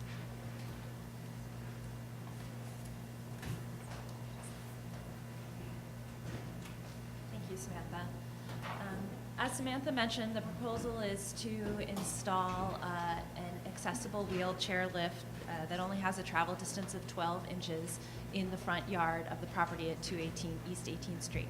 The Mertz Gilmore Foundation, who owns and inhabits the building, is a nonprofit organization. They are very active in promoting and supporting, bringing programming and resources to all New Yorkers, so it is very crucial to their mission statement to be able to make their ground floor accessible. As you can see from the photos of the building over time, there were significant changes by 1980 to the front facade, and in 1990 a renovation work was done, which you can see in the 2017 photo, that brought it closer back to the original. This is just to give you an idea of the context on the block. This is an existing plan of the front yard showing the components of the 2 planters, the gate, the rail, entry stairs, and a front access hatch. And here's some photos showing the existing condition. I'll flip through these relatively quickly. You can get an idea of the sort of 2 symmetrical planters across the front yard in that middle photo. This is a demo plan. The proposal is to situate the lift in the planter on the right, and try to do as little impact to the front yard as possible. But we do need to extend that front landing off the sidewalk in order to provide an appropriate size landing to get onto the lift, and then obviously we have to modify the planter itself. The front sidewalk and front planter are not being touched at all as part of the project. This is the proposed plan, so you can see the idea is that someone would be able to come down the sidewalk, go through the gate, enter into a landing that's at the same level as the sidewalk, enter into the lift, go down the 12 inches, come out of the lift, and then enter through the gate, and then arrive at the front door of the building. This is an elevation, a proposed elevation from the sidewalk. This is a section through the landing and the lift, and a section, again, through the landing, looking at the lift in the other direction. The existing materials on the building are brick and brownstone, and we propose using materials for the lift that will try to make it disappear and blend in with its context, including a low glare glass for the guardrail, as well as a powder-coated bronze-colored material for the metalwork. So I think this next series of photos are really key to understanding the impact. The left is the existing condition, and the right is the proposed. So you can see how we really try to minimize the lift's impact on the yard, situating it in the footprint of the right-hand planter. Here's another view, same thing, existing versus proposed, using the powder-coated bronze-like colored metal to sort of blend with the brownstone but still be different and offset from it, and as well as from the metal ironwork for the rail, and a final photo showing existing and proposed. Thank you. Are there any questions? All right, we have one speaker, Patrick Waldo.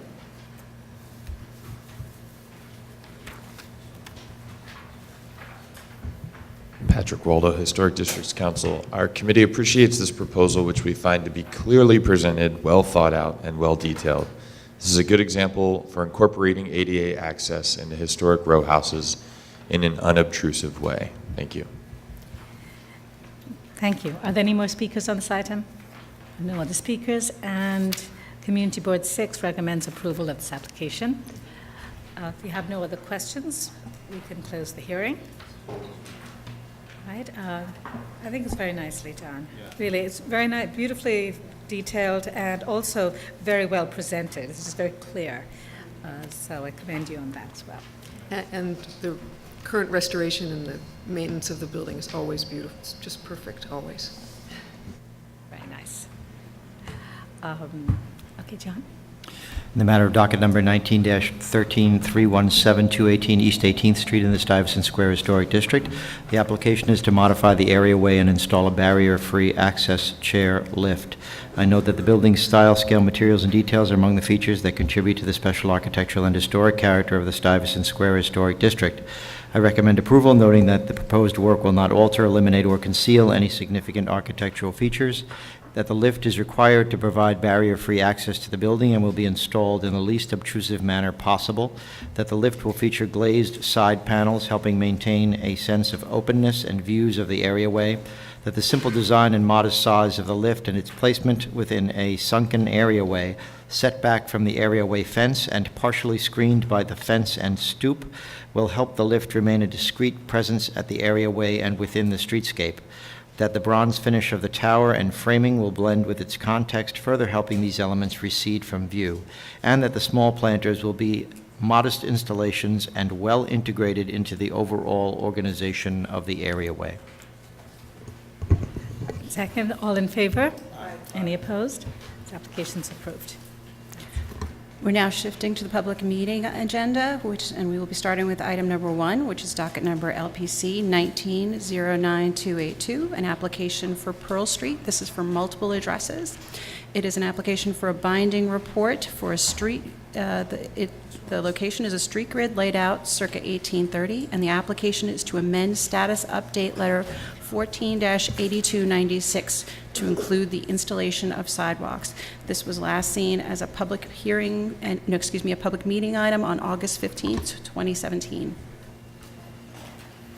And the commissioners may remember that we heard this on the 17th of August, but we didn't take any action. The council member had asked us to delay it because they wanted to also review it, and since then, I believe the Parks Department has, not the Parks Department, DOT has met with the council member. So, briefly, Commissioner Jared Knowles on the preservation staff. Back in 2013, the commission approved a plan put forward by DOT to reconstruct existing streets and sidewalks within the demo historic district, which included salvaging as much cobblestone as possible for reinstallation and replacement in kind where not possible. The in-kind replacement of granite, bluestone, and cobblestone sidewalks, and changes to the triangle adjacent to the bridge. All of the reconstruction included resetting rails at those areas. Since that time, DOT has identified select locations where no sidewalk exists, and they are here today requesting amendment to the commission approval to introduce sidewalks in these select locations. The sidewalk treatment will be consistent with that which was previously approved. We have Liv Petnami from DOT, David Breen from DOT. Thank you, commissioners. Again, we're back again to talk through the sidewalk locations. We also put in a couple of slides just to address some of the comments that we heard at the last meeting, just to talk through some of those issues and give you a bit more context to the work that we had done back in 2013, sort of leading up to this point. So I'll let David go through that, and then we can obviously answer any questions. Okay, great. Good morning, David Breen from New York City DOT. As mentioned in the intro, since our last presentation to you, we have met with Councilmember Levin, who represents this part of the borough, and a couple of minor tweaks to the presentation also reflect some of the feedback that we received from him and his staff, so I can draw your attention to those as we go through the relevant slides. Just a very quick refresh as to the area that we're talking about. The streets shown in green on this slide are the streets that were constructed as part of phase 1 of the Dumbo Vinegar Hill Street reconstruction project. That work was completed in around 2010. All of the streets in yellow are now the topic of this second phase of the work, and the areas bound in red represent the limits of the various historic districts which overlap our project scope. A very quick summary, we showed this one before, but just a very quick summary as to sort of highlight the key principles of the work that we are seeking to undertake. At the top, specific to Anchorage Place and the Pearl Street Triangle Plaza, the notion of smooth granite pavers throughout, replacing all of the historic railroad track, some movable wooden benches and planters to provide some green in the neighborhood, a new fence to surround the DOT security yard under the bridge roadway, and then enhancing the lighting in the Manhattan Bridge archway as well. So that was all subject to the 2013 presentation.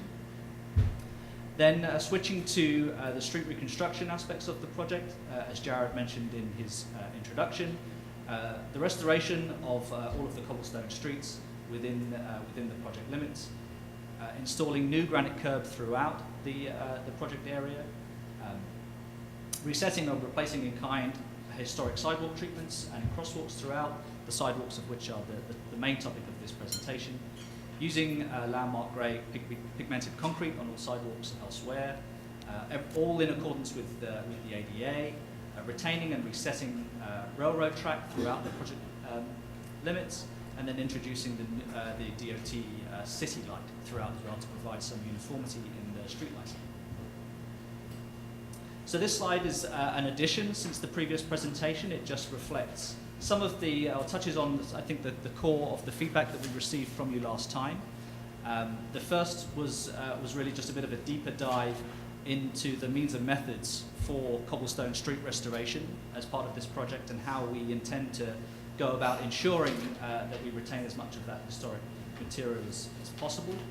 And I have a slide coming up which speaks to some of the investigation work we've done to that in particular. The second was how we represent and reflect driveways, both existing and historic, as part of the street reconstruction. So we've added a slide for that as well, which I can talk you through momentarily. And then similarly, how we incorporate and how we adapt and manage encroachments that are added. As you know, there's a lot of land use changes taking place, a lot of building uses taking place within the neighborhood and within our project limits. Many of the historic buildings have an elevated access, so they require some sort of stepped or ramped point of entry. And so how we reflect that work and that kind of fluidity, if you like, within the neighborhood, within our overall need to ensure ADA access and so on as part of the work that we're doing. So this is a slide which just speaks to some of the variation and historic paving treatments that we see in the neighborhood already. So this is a slide taken from our 2013 presentation. It just highlights some of the variation in size in the existing cobble, and then some of the patterns that we see both in the roadway and in the crosswalks as well, particularly the center photograph, which is of an intersection. And then the final photo on the right-hand side is from phase 1 of the work. So that shows a new ADA crosswalk, which incorporates historic material whilst maintaining the need for ADA access throughout. And so this is a detail that we would be replicating throughout all of the work that we're doing. Back in 2013, some of you may recall that we actually produced a couple of different mock-ups to show how the historic paving material and patterns would be retained as part of this work, whilst introducing a new smooth bike lane. And so this is a photograph or a slide from that 2013 presentation, which includes a photograph of one of the mock-ups, which is all historic paving material with the introduction of the smooth granite bike lane. Then a close-up on the intersection detail, again consistent with phase 1, showing ADA crosswalks on all approaches. And then the bottom slides are all the various different treatments showing how bike lanes would be integrated, as well as some of the railroad track within the roadway. But the photograph is really the main indicator in terms of sort of how we're able to preserve that variation in size and tone of the historic material. This next slide speaks specifically to some of the driveway conditions that exist within the project limits. Again, this was a specific request or query from our previous presentation. So there are actually only 2 driveway conditions within the project limits. One is on Main Street, one is on Front. Main Street is actually still an active driveway. The one on Front Street is no longer used as an active driveway, but the paving treatment still remains. So the plan for both of those treatments, first on Main Street, would be to essentially retain the existing form.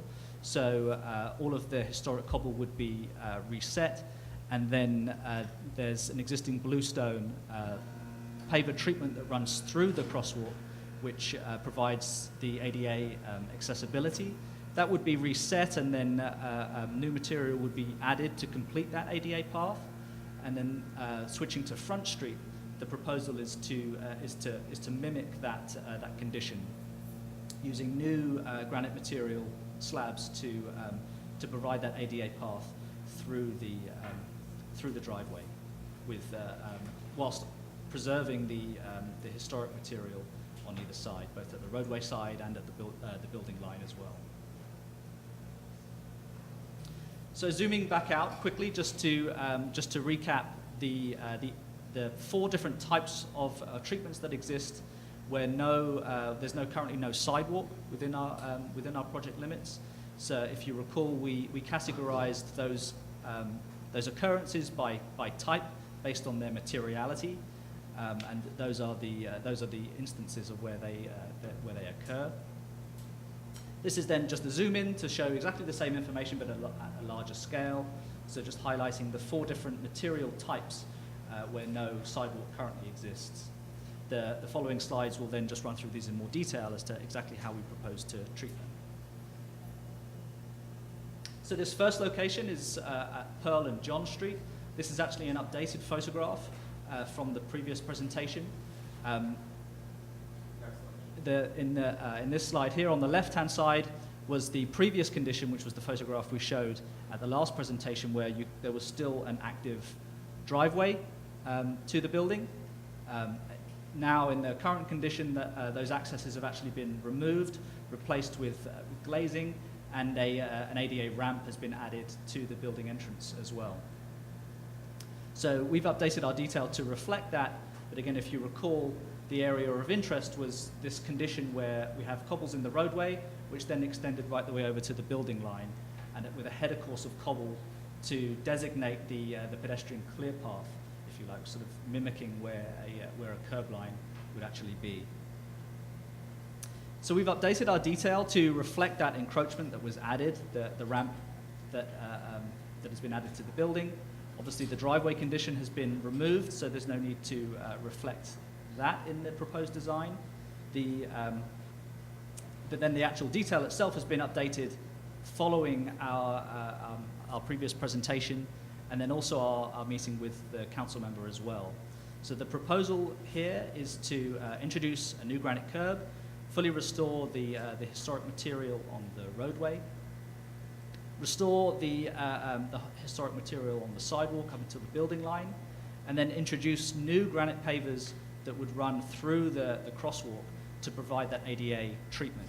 And so this is a detail which exists already within the district, and so we felt that that was an appropriate solution here that is faithful to some of the existing historic conditions, whilst achieving our objective of an ADA path integrated within the existing historic cobblestone.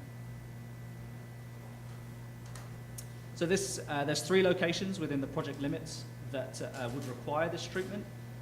John at Pearl, and then Pearl at John is the same building on the corner of that block. Again, existing cobblestone on where the sidewalk would be, and then this is the view that we were just looking at. And then on John Street as well, further to the east between Pearl and J, a building which is currently under development, but you can see just about from this photograph the presence of the historic cobblestone where the sidewalk would be. So that same detail would be applied throughout those 3 locations.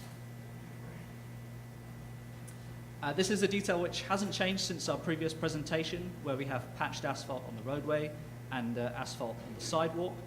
In this particular instance, you have concrete sidewalk on both approaches to the asphalt, so here and over here as well. A stretch of asphalt then in between with no curb line. So as consistent with the remainder of the project districts or project limits where no historic sidewalk treatment exists or historic sidewalk material exists, we would propose to fully reconstruct this section of Pearl Street using a new granite curb with a typical reveal, restoring all of the historic cobblestone in the roadway, and then tying in the two sections of existing concrete with new landmark grade, whilst restoring the existing concrete as well, both on approaches to this asphalt. So it's very much a typical detail. So again, there are three locations as to where that condition exists within the project limits. Pearl between John and Plymouth is the example we were just looking at on the left-hand side. In the center is John between J and Pearl, again asphalt roadway and asphalt sidewalk bound by concrete at either end. And then on Plymouth, Plymouth between Maine and Washington, the historic cobble and railway track has been exposed, or remains exposed here, so that would be fully retained and preserved. And then the asphalt sidewalk would be replaced to match the concrete that exists right now. So this example is from Pearl near Water Street, and is an existing condition showing the proposed condition for the first example. So in this instance, asphalt on the roadway, cobblestone adjacent to the curb line, then two strips of, in this case, bluestone paver, and then historic material extending to the building line. So this is the detail that we would propose to replicate at the first slide in and around J Street and John Street. So replicating that detail here, so reusing as much of the historic material as possible to create the ADA path, but being faithful to the existing detail as well. Full cobblestone restoration on the roadway, the introduction of a new curb, and then the historic treatment on the new sidewalk. So again, there are three instances where this one occurs. Pearl between Plymouth and Water is the example we were just looking at. Then that's to the south of that block. The center photograph is the same block but further to the north, but again the same treatment of historic material with bluestone to form the ADA path, which was getting tired. And then on J Street at Plymouth as well. It's very similar detail, in this case granite pavers to provide the ADA path. So then this final detail is an instance of where we have railroad track within the sidewalk area. In this case, again, no curb line, but the roadway actually, or the sidewalk actually, is met by a ramp. So there's a ramp to provide the elevation change between the sidewalk area and the roadway, so that the back of the sidewalk is at a typical, at the building line rather, it's a typical sidewalk elevation, ramping down to the roadway in the absence of a normal curb. So the detail here would be to replace the existing trolley track, the railway track rather, with a new crane rail, which is consistent with the proposed treatment in the plaza area as well on Pearl Street and Anchorage Place, retaining much of the historic cobblestone material. Sorry, the pointer has really died this time. Adjacent to the curb and at the building line, and then using the same granite pavers in between the railway tracks to provide that ADA path between the tracks, so that the actual presence of the track is retained, and then we're using that area in between to provide the ADA path, but the material would match the treatments elsewhere in the district as well. So we're providing continuity in the materiality in this particular instance. And so there are two instances where this particular treatment exists, both on J Street, one to the north between Plymouth and Water, and then the same block just further to the south.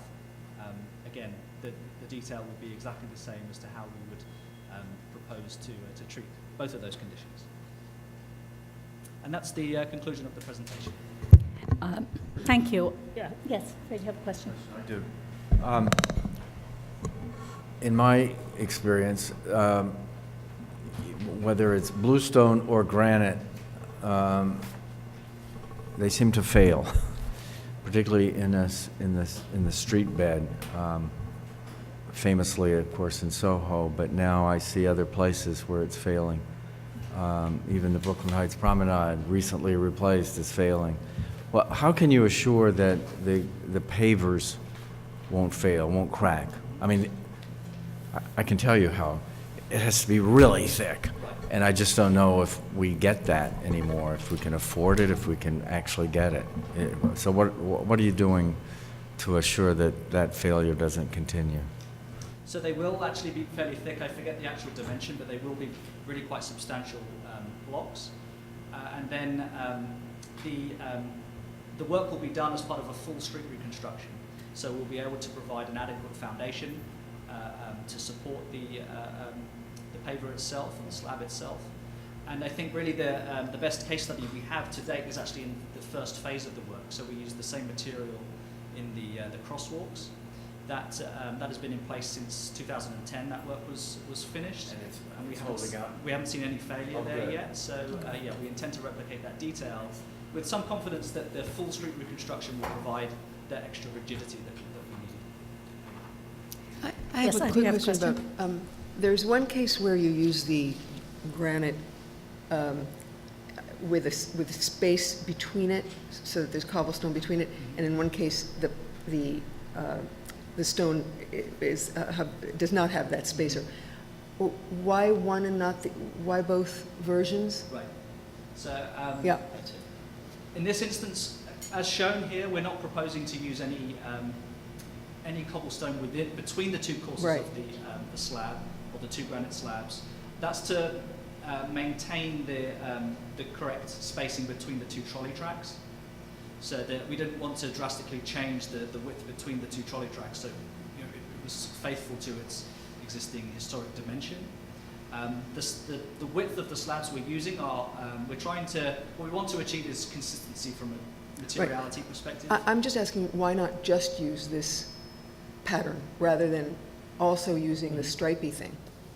So so this is an example of the existing historic treatment. So where possible, where there was no space constraint, we wanted to maintain that exact detail, and so that's really the motivation for the updated version. So we would use the same granite paver, keeping a course of historic cobbling between the two, and then extending the historic material to the building line. But as I said, in the instance of the railroad track, we didn't want to increase the separation between the tracks to maintain that. Thank you very much. Okay, thank you. Are there any more questions? All right, I just wanted to note for the record that we received a letter from Brooklyn Bridge Park in support of this application, and also we received a couple of emails to our portal expressing concerns about the historic elements, that they should be retained. So I just wanted to note that. I think we can move to discussion.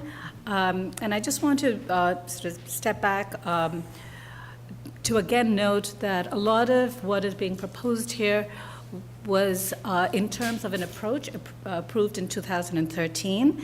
And what's really sort of bringing this to us now is that there are these certain locations where they're introducing the sidewalks, but essentially where they're introducing the sidewalk, the treatment is very much within the context, and my understanding is of the plan that applies to the rest of the district.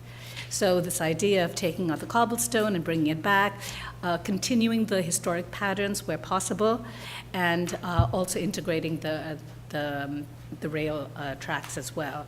And I think in those 8 locations or 9 locations, they're now putting a sidewalk, and it's obviously because of, to make sure there's safety and accessibility. All right.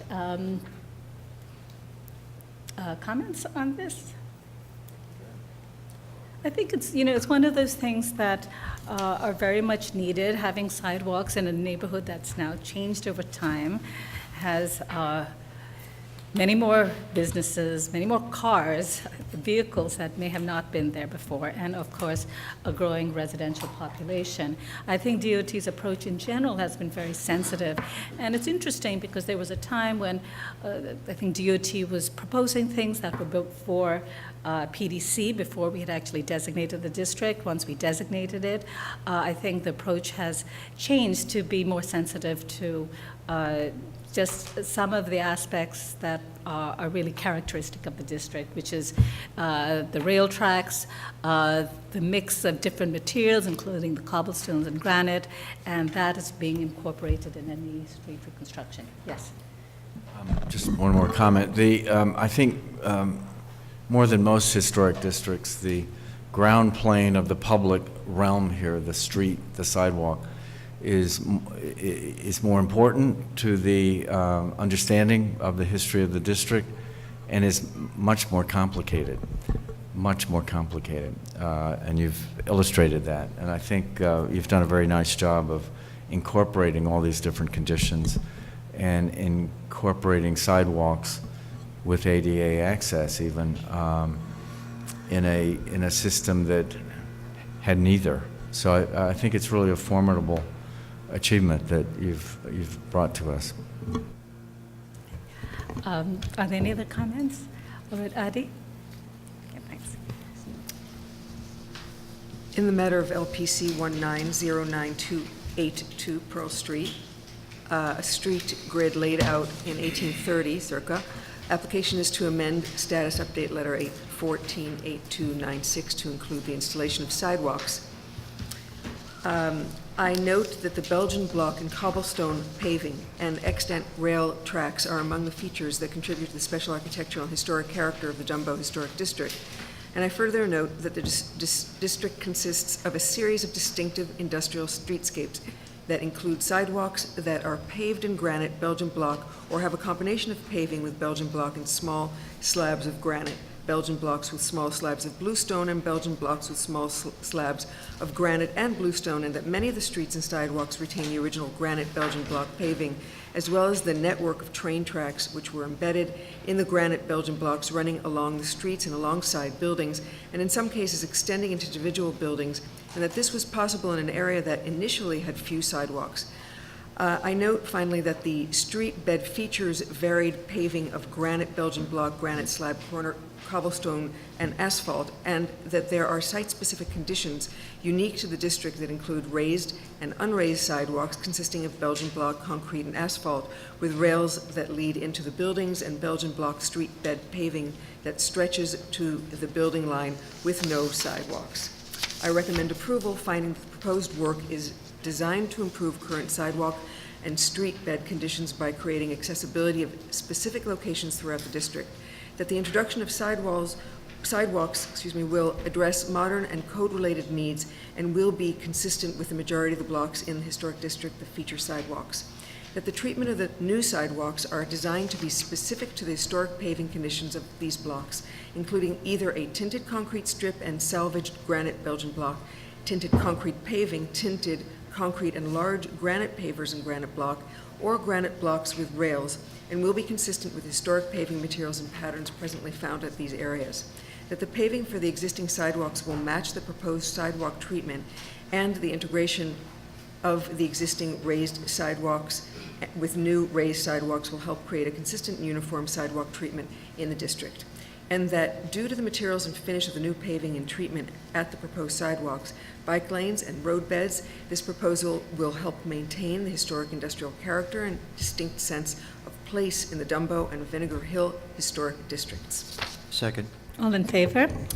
Any opposed? All right, so the binding report has been approved, and we will issue it. Thank you.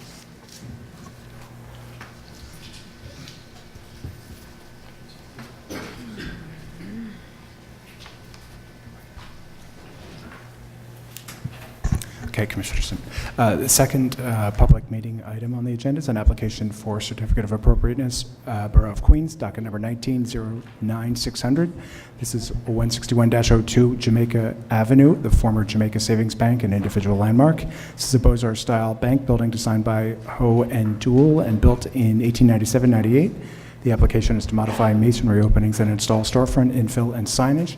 This was first presented August 15th, 2017, and there was no action taken at that time.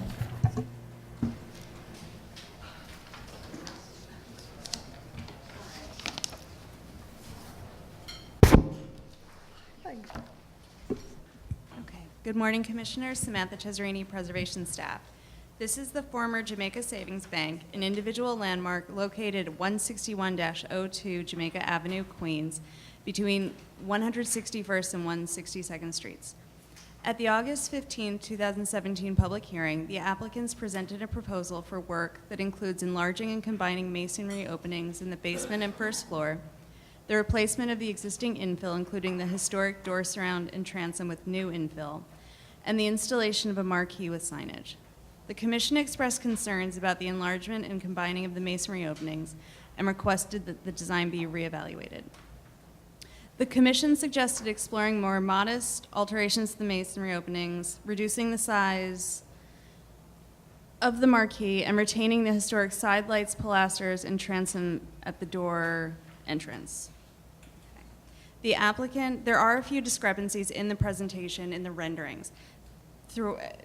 Minor though, the applicant has confirmed that the side lights, pilasters, and transom will be retained and that the door framing will have a thickness comparable to that on the last slide, which you'll see.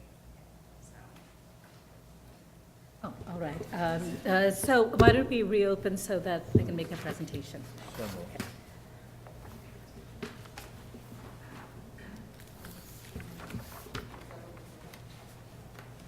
Thank you, Commissioners. Sherrod Paulson from PKSB Architects for the owners of the Jamaica Savings Bank. This is essentially the same presentation with modifications to the design. And again, this building sits in the middle of the block along Jamaica Avenue. And the historic photographs showing when there was an elevated trail there and the various conditions of the building. On the left is a photograph of the existing today, and on the right is the revised proposal. It was very interesting to hear the suggestion that we not try to connect the two openings, but merely raise the head of the basement window, which would only eliminate essentially 1.5 courses of the rusticated base below the band. And as you can see from the photographs on the left, that window head height would allow for transparency into the ground level, which is our client's main concern in terms of retail frontage. And secondly, we heard, as we had heard at the first presentation several years ago, the concern about retaining the framing in the central entrance opening. So we have retained the framing, but in contrast to the current approval that we had, which was for heavier framing around the glazed doors, we are proposing a more transparent, thinner framing within that doorway.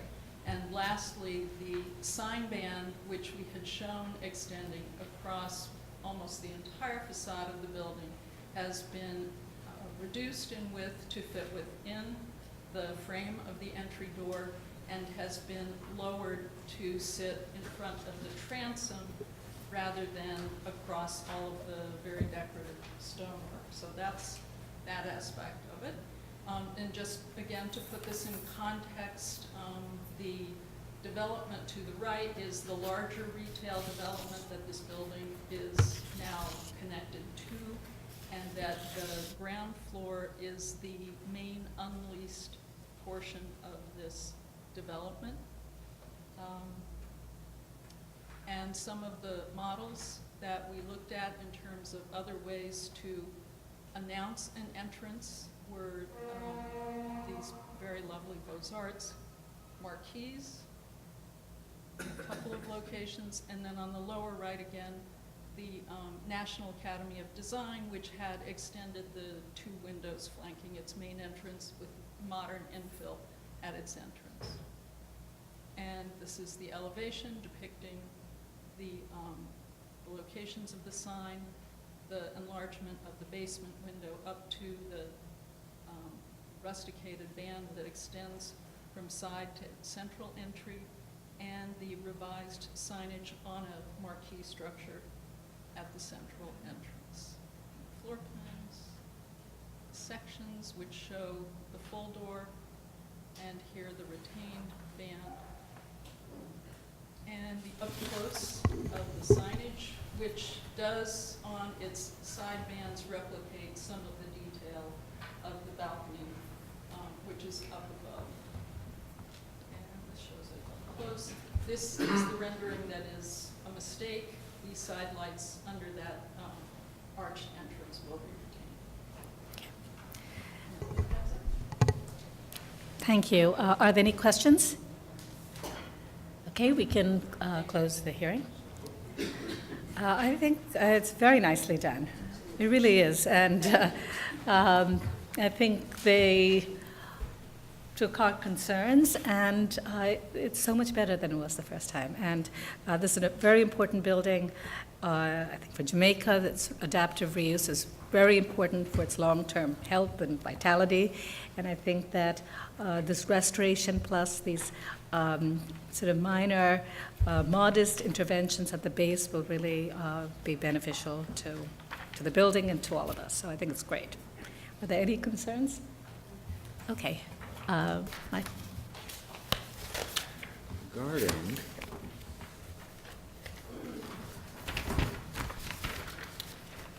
s- 161-02 Jamaica Avenue, formerly the Jamaica Savings Bank, an individual landmark.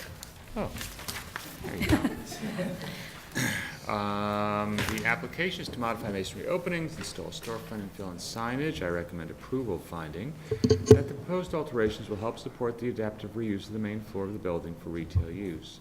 That the modest enlargement of the basement level window openings, removal of relatively simply carved masonry, and replacement of the 1/1 double hung windows with single light fixed windows will be discrete changes within the context of this ornate facade and will not alter the overall character of the building. That the enlargement of the window openings in the proposed marquee and signage will be well scaled in proportion to the facade and supportive of its historic hierarchical organization. That the placement, shape, design, and details of the marquee will be in keeping with such aspects of marquees sometimes found in Beaux-Arts style buildings of this type and age, and will be well related to the design details of the historic ironwork and masonry at the building. That the open metalwork design of the marquee and use of individual signage letters will help minimize obstructions and maintain prominent views of the historic architectural features. That the materials of the windows, doors, marquee, and signage will be compatible with the historic materials palette of the building. That the dimensions and profiles of the window framings will closely replicate such aspects of the historic windows. That the finish of the windows and marquee will match the finish of the windows and metalwork throughout the facade, supporting a united composition. That the doors will be simply designed and harmoniously proportioned to the entrance and will feature a configuration and finish typical of the entrances at buildings of this type, style, and age, and that the cumulative effect of the signage at the marquee and existing flagpole will not overwhelm the building. Second, all in favor? Aye. Any opposed? This application is approved. That's the end of our session.